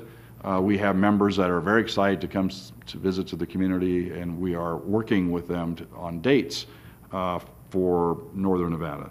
So that's kind of in a nutshell what we do, what we try to do for the RSCVA, what we try to do for the community. And I can assure you there are members of Congress and our senators like it. It's very confusing for them getting mixed messages. And I'll use one other example because they're not here. I used to get so troubled by the university system because all the different schools would come in with all their different priorities, and I'd go, so what is your priority? How does that connect with the community? Well, the nice thing about Northern Nevada is you have the ability to work as a region, 1 million people. You're able to talk about travel and tour, how it ties into transportation, how if we don't educate our community, if we don't have planes, if we don't have water, if we don't have streets. So in a nutshell, that's what the shared federal platform is about. It's one community, and I'm sorry that Councilwoman Zotter couldn't be here. She's very active, I know the Commissioner is, and it's an exciting thing, and I encourage your continued involvement, and thanks to the RSCVA for providing the facilities and being involved. So as most politicians, former and current, we could talk for a long time, but I'd like to just ask if you have any questions and see if I can help in any other way. Thank you, Congressman, for that comprehensive report that puts a lot of flesh on the bones. It's very, very helpful. Thank you. Thank you. Are there questions? That was a good report. Sure, thanks. Because I'm sitting here, wait till I leave, and then you can say what you want. Looks like Commissioner Weber has it. Well, I just wanted to say that to go and have this visit was probably one of the best experiences I've had. I go to NACO with NACO and visit our congressional leaders probably pretty much every year when we go in March. And I think that with the League of Cities, there's opportunities that you've had experiences with, I think. But going and doing this visit, we were so busy. By the time we arrived and then started the next morning, there was no time in between. I mean, you were going from one, John was like pulling us along to go into each one of these. They had spent a lot of time making appointments, and you know I like to talk, but I didn't talk a whole lot that time because Sharon and Ron Smith, well, when they were in their meetings, but when I was in most meetings with Sharon, she had the opportunity to talk about tourism. But then we had other experiences. I went with RTC to the Department of Transportation, where we had conference call back here to Reno with our folks at RTC. And then one of the nights we had the Nevada State Society. State Society, It's all which the was Nevada employees of the delegation meet once a month, if not quarterly, have an event for Nevada businesses, Nevada employees in the delegation. So, yeah. So there was great opportunities meeting with some of the chairmen of the committees and then their staff and talking about Brand USA. It was things that I've never heard of as far as going with NACO, but what it reminded me of, and everything I do now, it's like, how can we work together to get the points across, and our connections that we have, maybe with somebody at NACO, somebody at League of Cities, who have a leader, a congressional leader that is a chairman of a committee, and the connections we make back with them and then at home. So it was really a good experience, and I look forward to the week on the Hill. And one thing I wanted to share with you, and I've shared at the Federal Framework meeting, is at every visit I have in Senator Reid's office, he always says, you all need to come here. It is important for the electeds especially. You need to be here. You need to come and talk with us and share with us what your needs are. And I believe him. I take it seriously. And I just want to thank John and Dan. It was a great experience, and if you are able to go, I think it's really important that we go and represent our state and our community. Thank you. And our facility is right next to the House office buildings. It's a 200-year-old house, so it's really become the place for members to come. But I want to reiterate that what we do is we work through the delegation. We give them credit. Seriously, my role is to help all of you do a better job and help you with areas that you may not have your strengths in. But the delegation is really busy. They handle tens of thousands of pieces of of mail, and they're working on 1,000 issues at one time.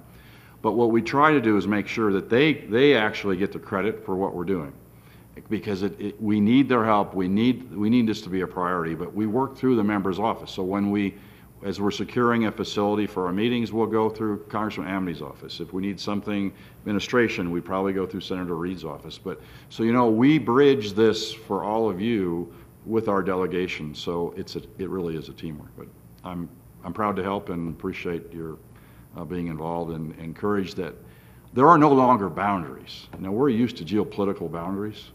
They're gone. There are no longer boundaries. You have the responsibility as local governments, but we are such an international community now. Washington has become the hub of the world for financial and for politics, and the more you can be engaged there, it is a priority, and it's well worth your time. So thank you again, Mr. Chairman.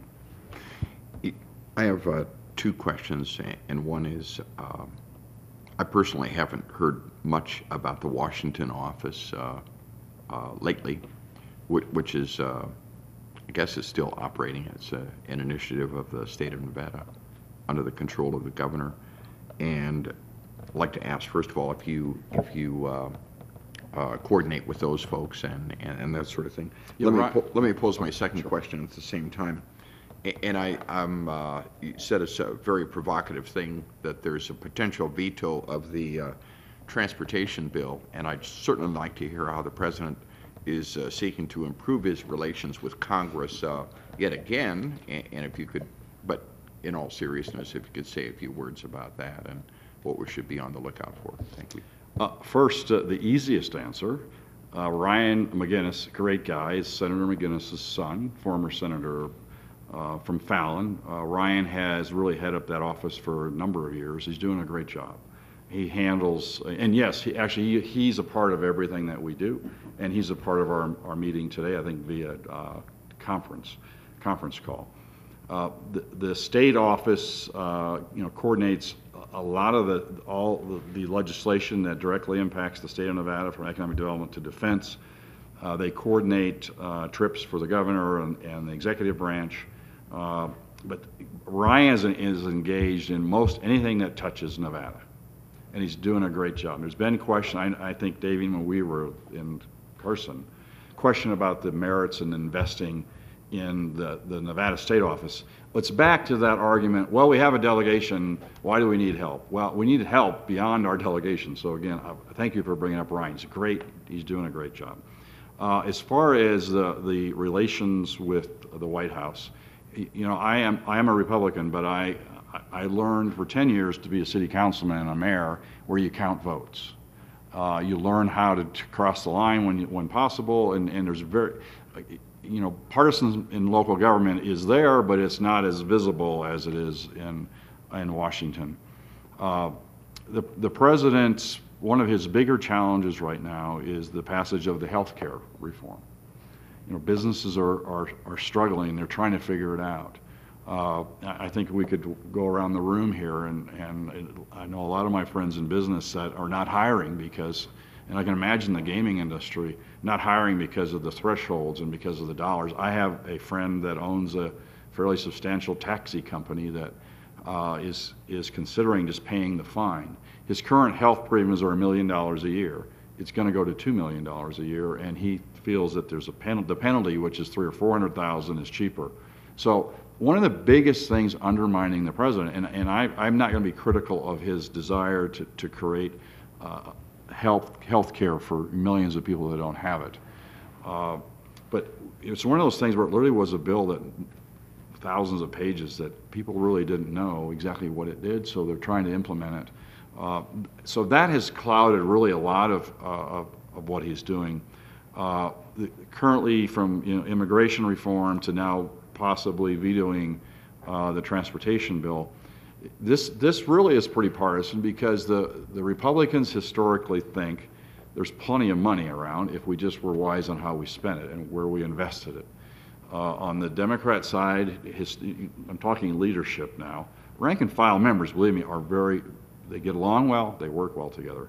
But from a leadership, the Democrat side thinks that we need to spend some more money. So this is purely a philosophical argument. So the president doesn't think there's enough money in the transportation bill for programs. And if you were to read his press release, I think, Dan, it came out like Monday or Tuesday, right? He's talking about how it's going to impact airports because there's a shortage of funds for maintenance, for equipment. In this press release, it talks about the impact of funding for airports. So this is just specific to, of course, our community.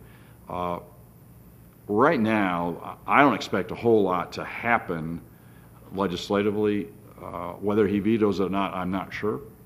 But we're entering the end of 2013. We're going into a campaign season where the Republicans think the less that's acted upon, the better. Democrats think the more the better. But now let me bring it home.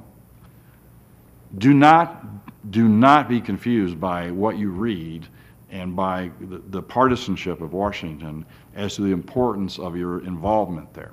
Because the administration also writes the regulations, and I know, again, back, Dave, when we were in the legislature, you know, the Assembly and the Senate may pass something, but then the staff interprets it.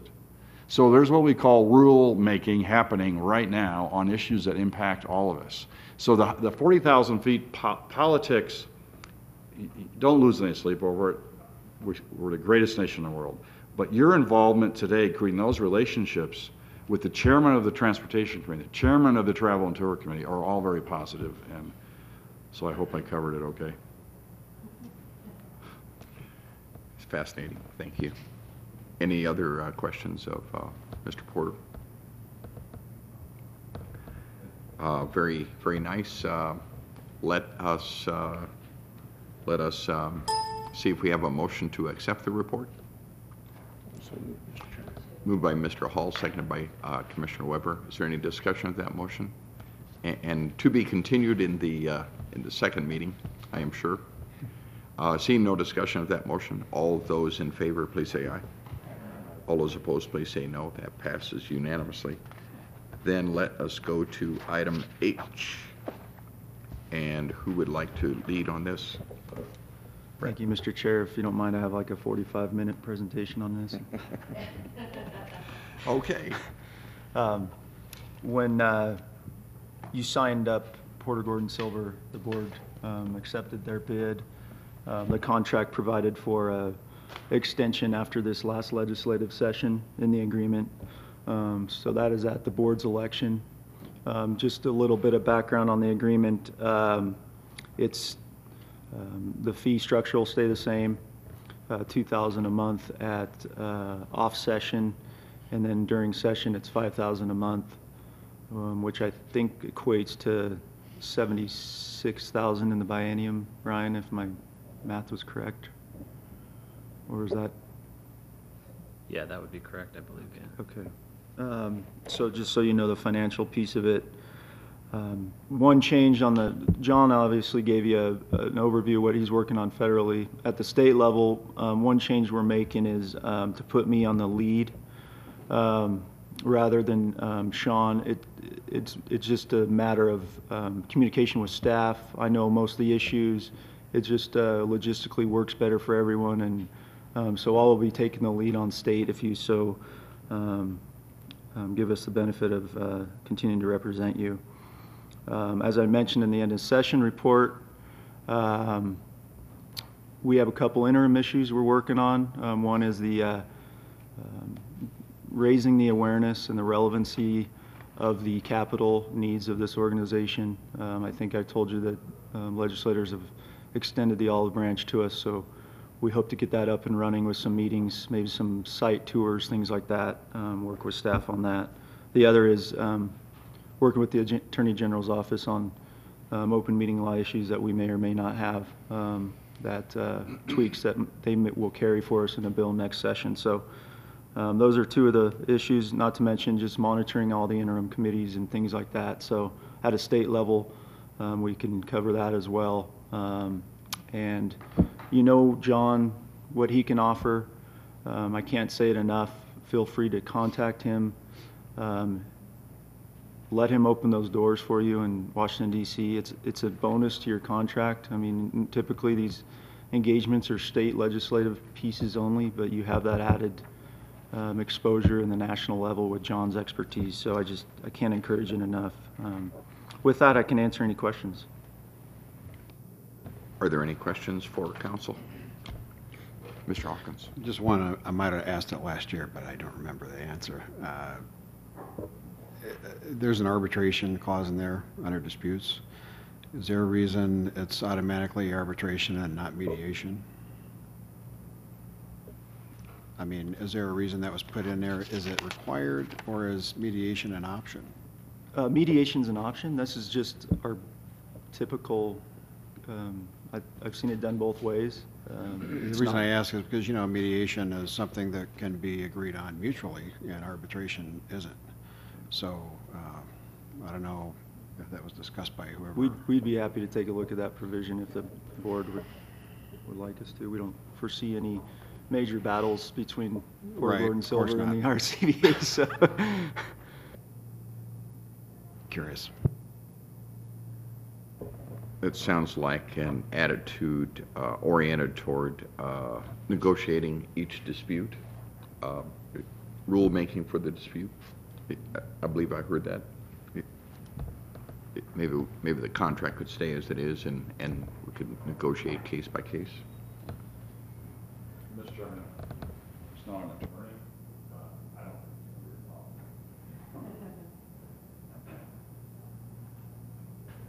don't I would agree with Mr. Porter's characterization.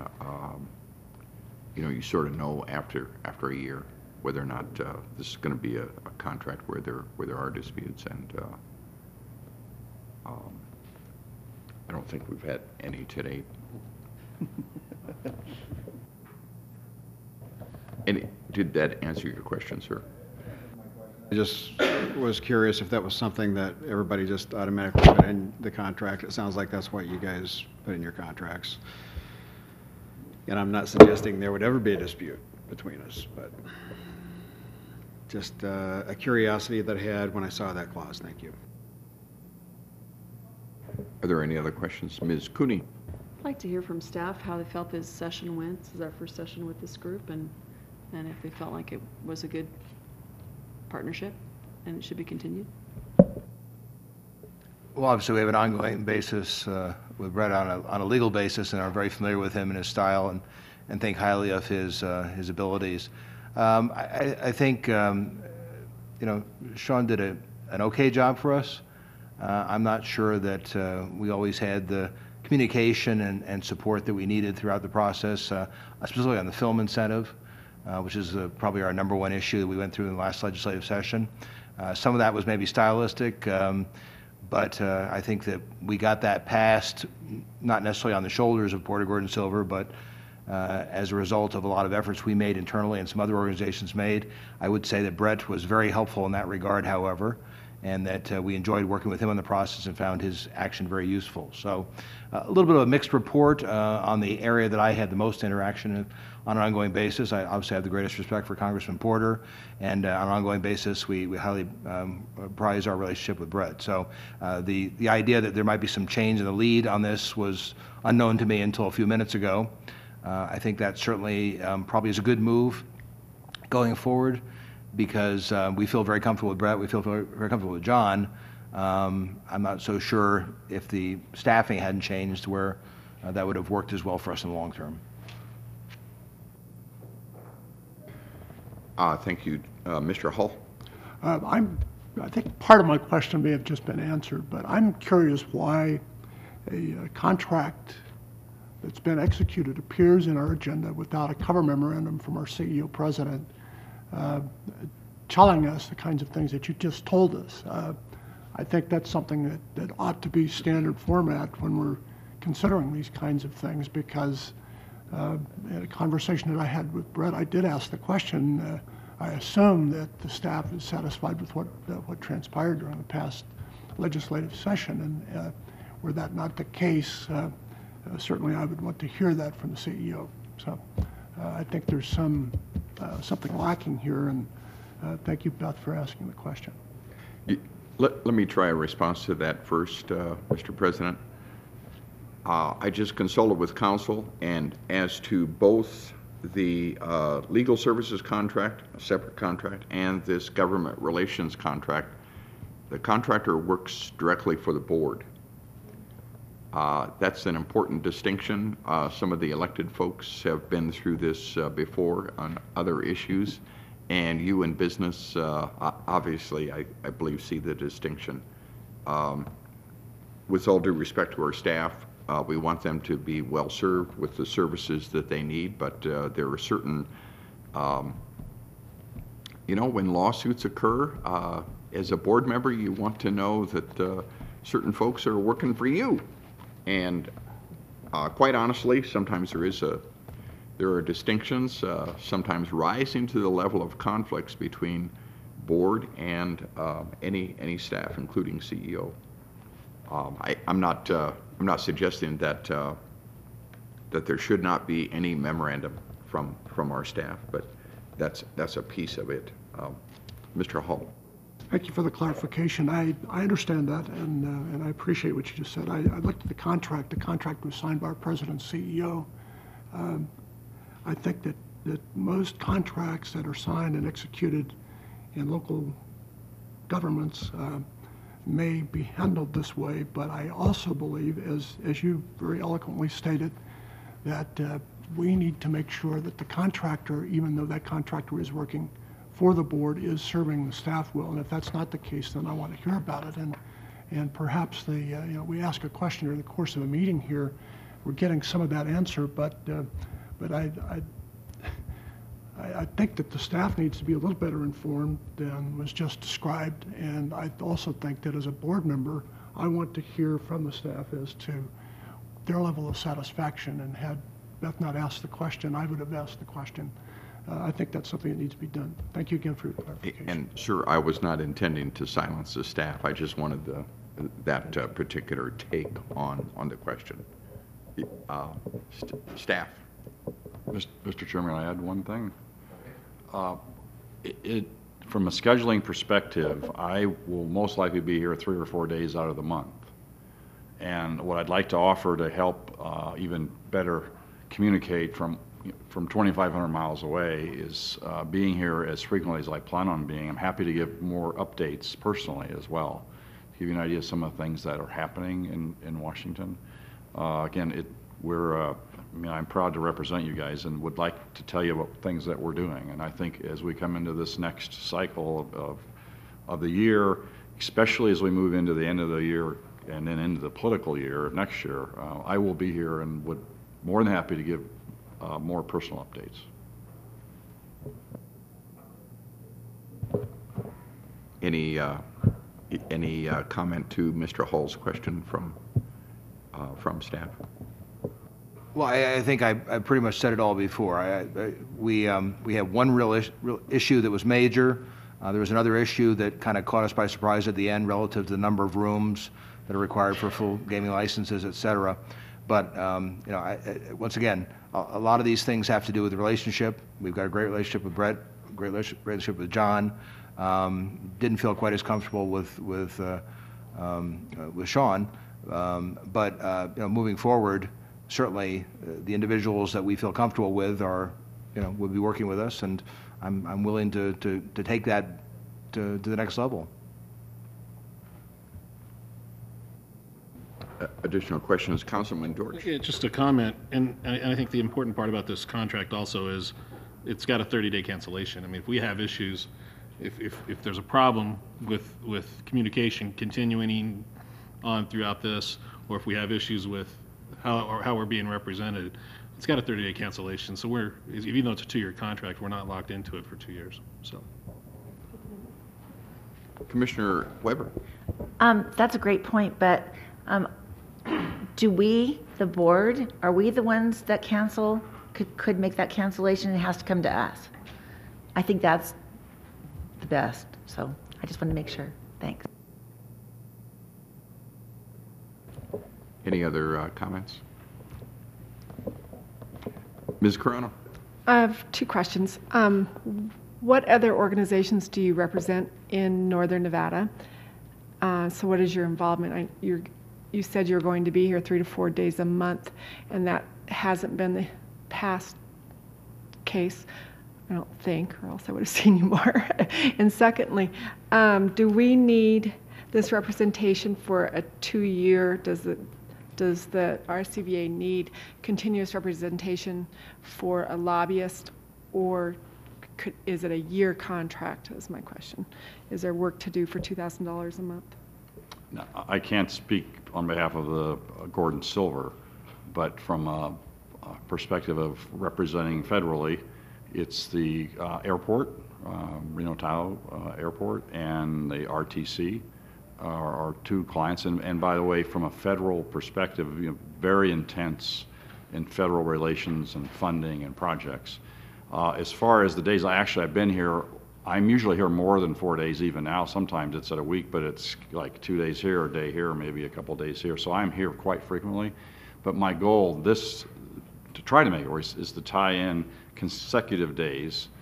So I'm able to help in many other ways. And if I can give an example with the RTC and with the airport, because of, again, my local government experience, my state government experience, we're not hired to do their state lobbying or any of their local work, but I'm very engaged because of my background with all levels of perspective of providing insights. As far as federal lobbying, the one thing about federal compared to state, one thing about the state, thank goodness they go home, the legislature, after a few months. Congress is every day, it's 24/7. There are things happening all the time. It's that we're able to elevate your visibility nationally, internationally, but these issues in Washington are day to day, and it's a little different than focusing just on Carson City.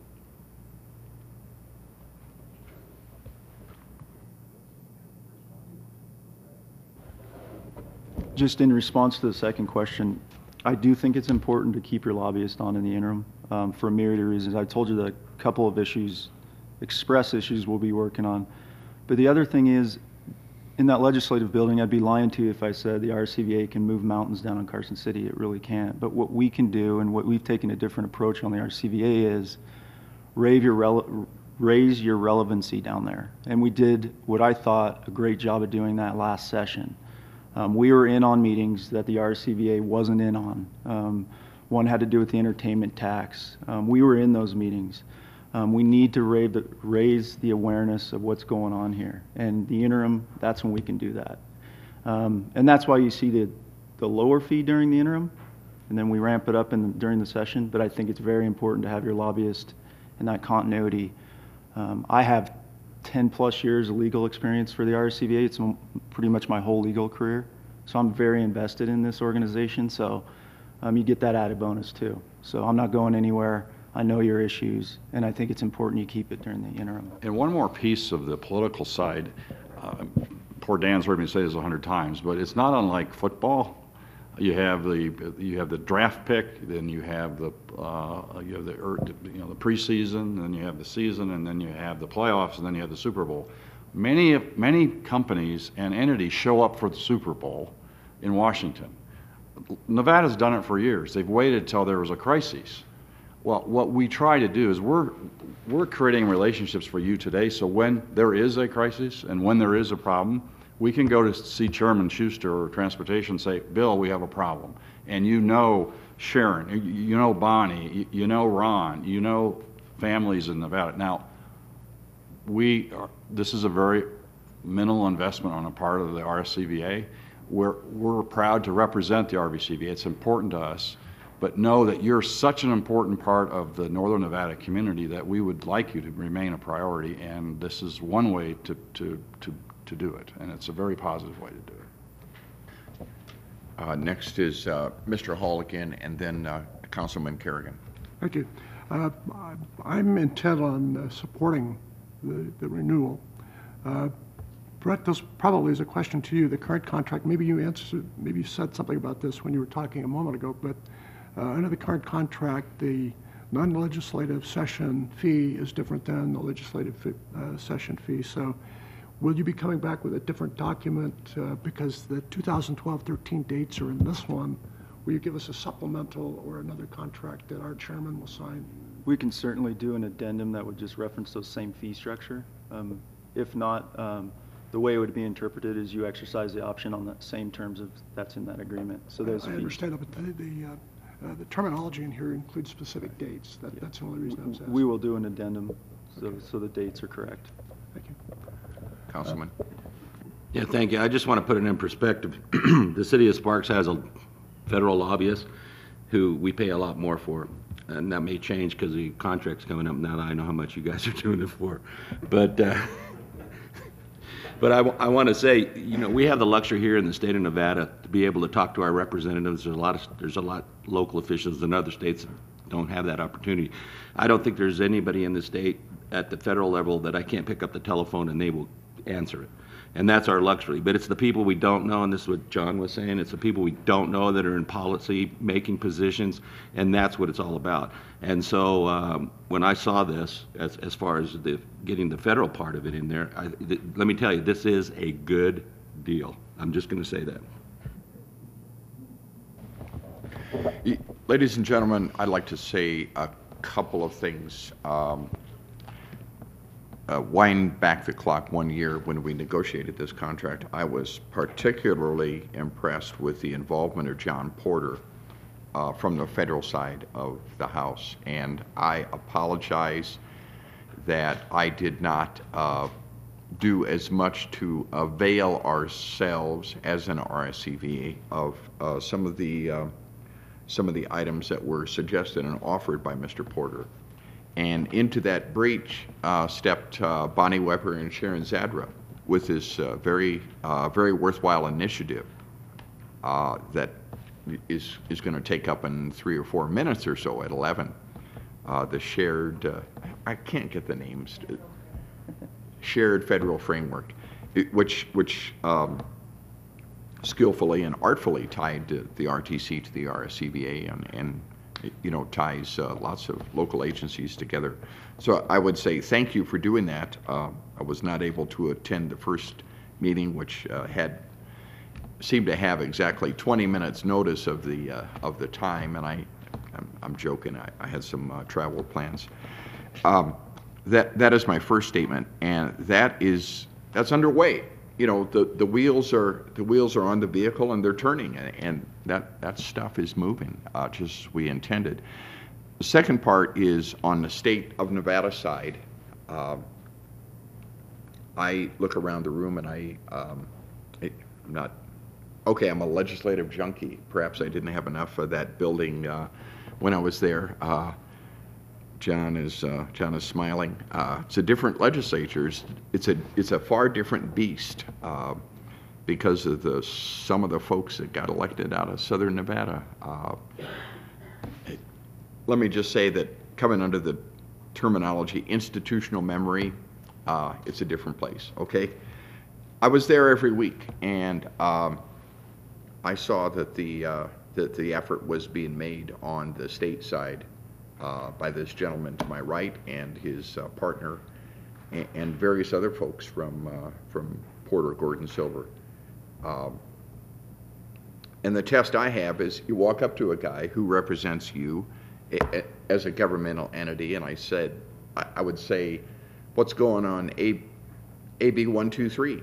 And you detect how much pause there is, and there was never more than 1.5 seconds pause from this guy, and he would answer the question, and Ronald Reagan said trust but verify, and you ask 3 or 4 other lobbyists, sort of the same question, and see if the story squares, and it was square.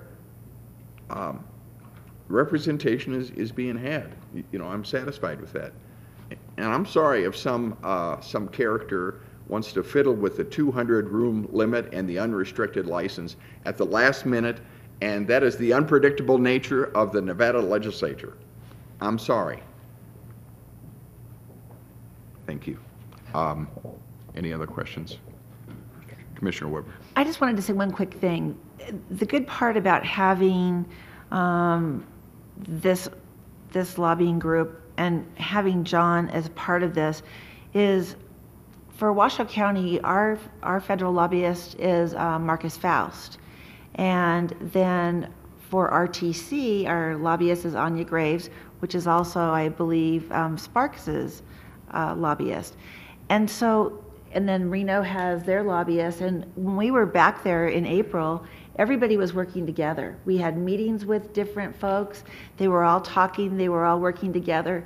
Just like we want us to work together locally, those lobbyists were working together as well. And so I think this is a win-win, having our legislative here and then also at the federal. So I think we're getting a great deal, as Councilman Kerrigan says. Thanks. Mr. Hall. I've had the benefit of working with consultants and lobbyists over the years as well, both when I was at the RTC and we currently use Mr. Porter at the airport for our federal representation. And I want to say one thing kind of as a sidebar, that the issues that John has raised about having local officials involved is very, very true. I was in a room in Washington, D.C. the day we were there to lobby the extension of Interstate 580 here in town. And during that meeting, the on and off ramp from the Interstate 580 to the airport was approved on the spot by a United States Senator and the representative from the Federal Highway Administration. So what John was saying is absolutely correct. You need to have local electeds and representatives of this region go and make those cases to our federal representatives. And I've got no concern at all, as I mentioned earlier, about the representation that we've had, and I have great faith and trust in Brett. And with that, I will make a motion to exercise the option as included in Section 2 of the current contract for the period 2013 through 15. Staff to provide the required notice to our consultant lobbyist, and a contract to be executed by the chair on behalf of the board. Second. There's a motion and a second for renewal. Additional discussion now on that motion.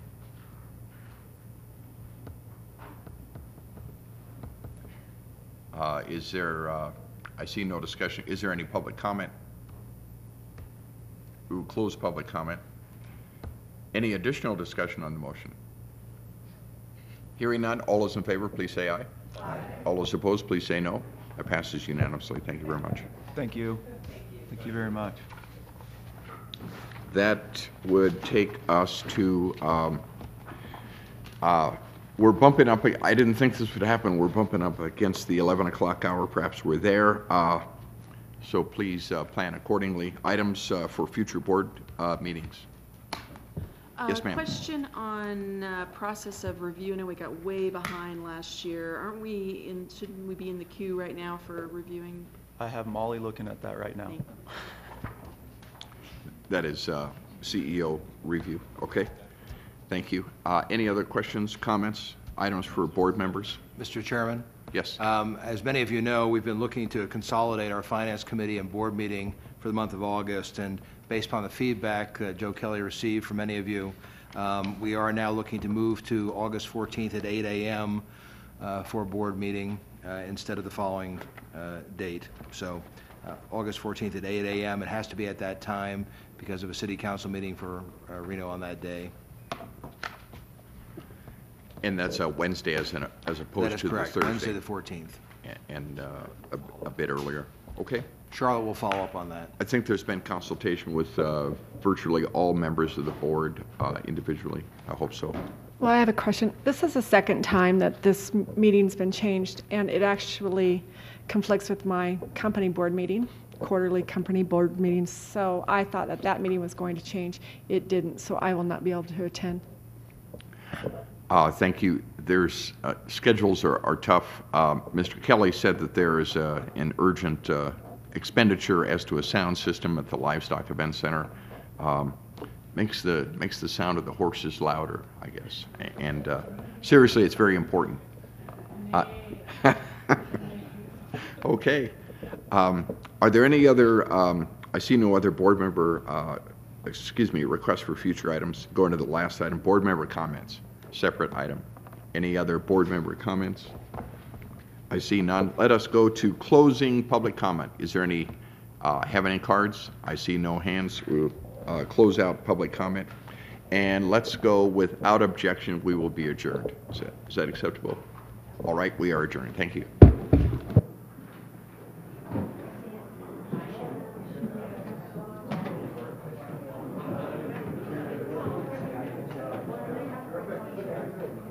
Take care of it.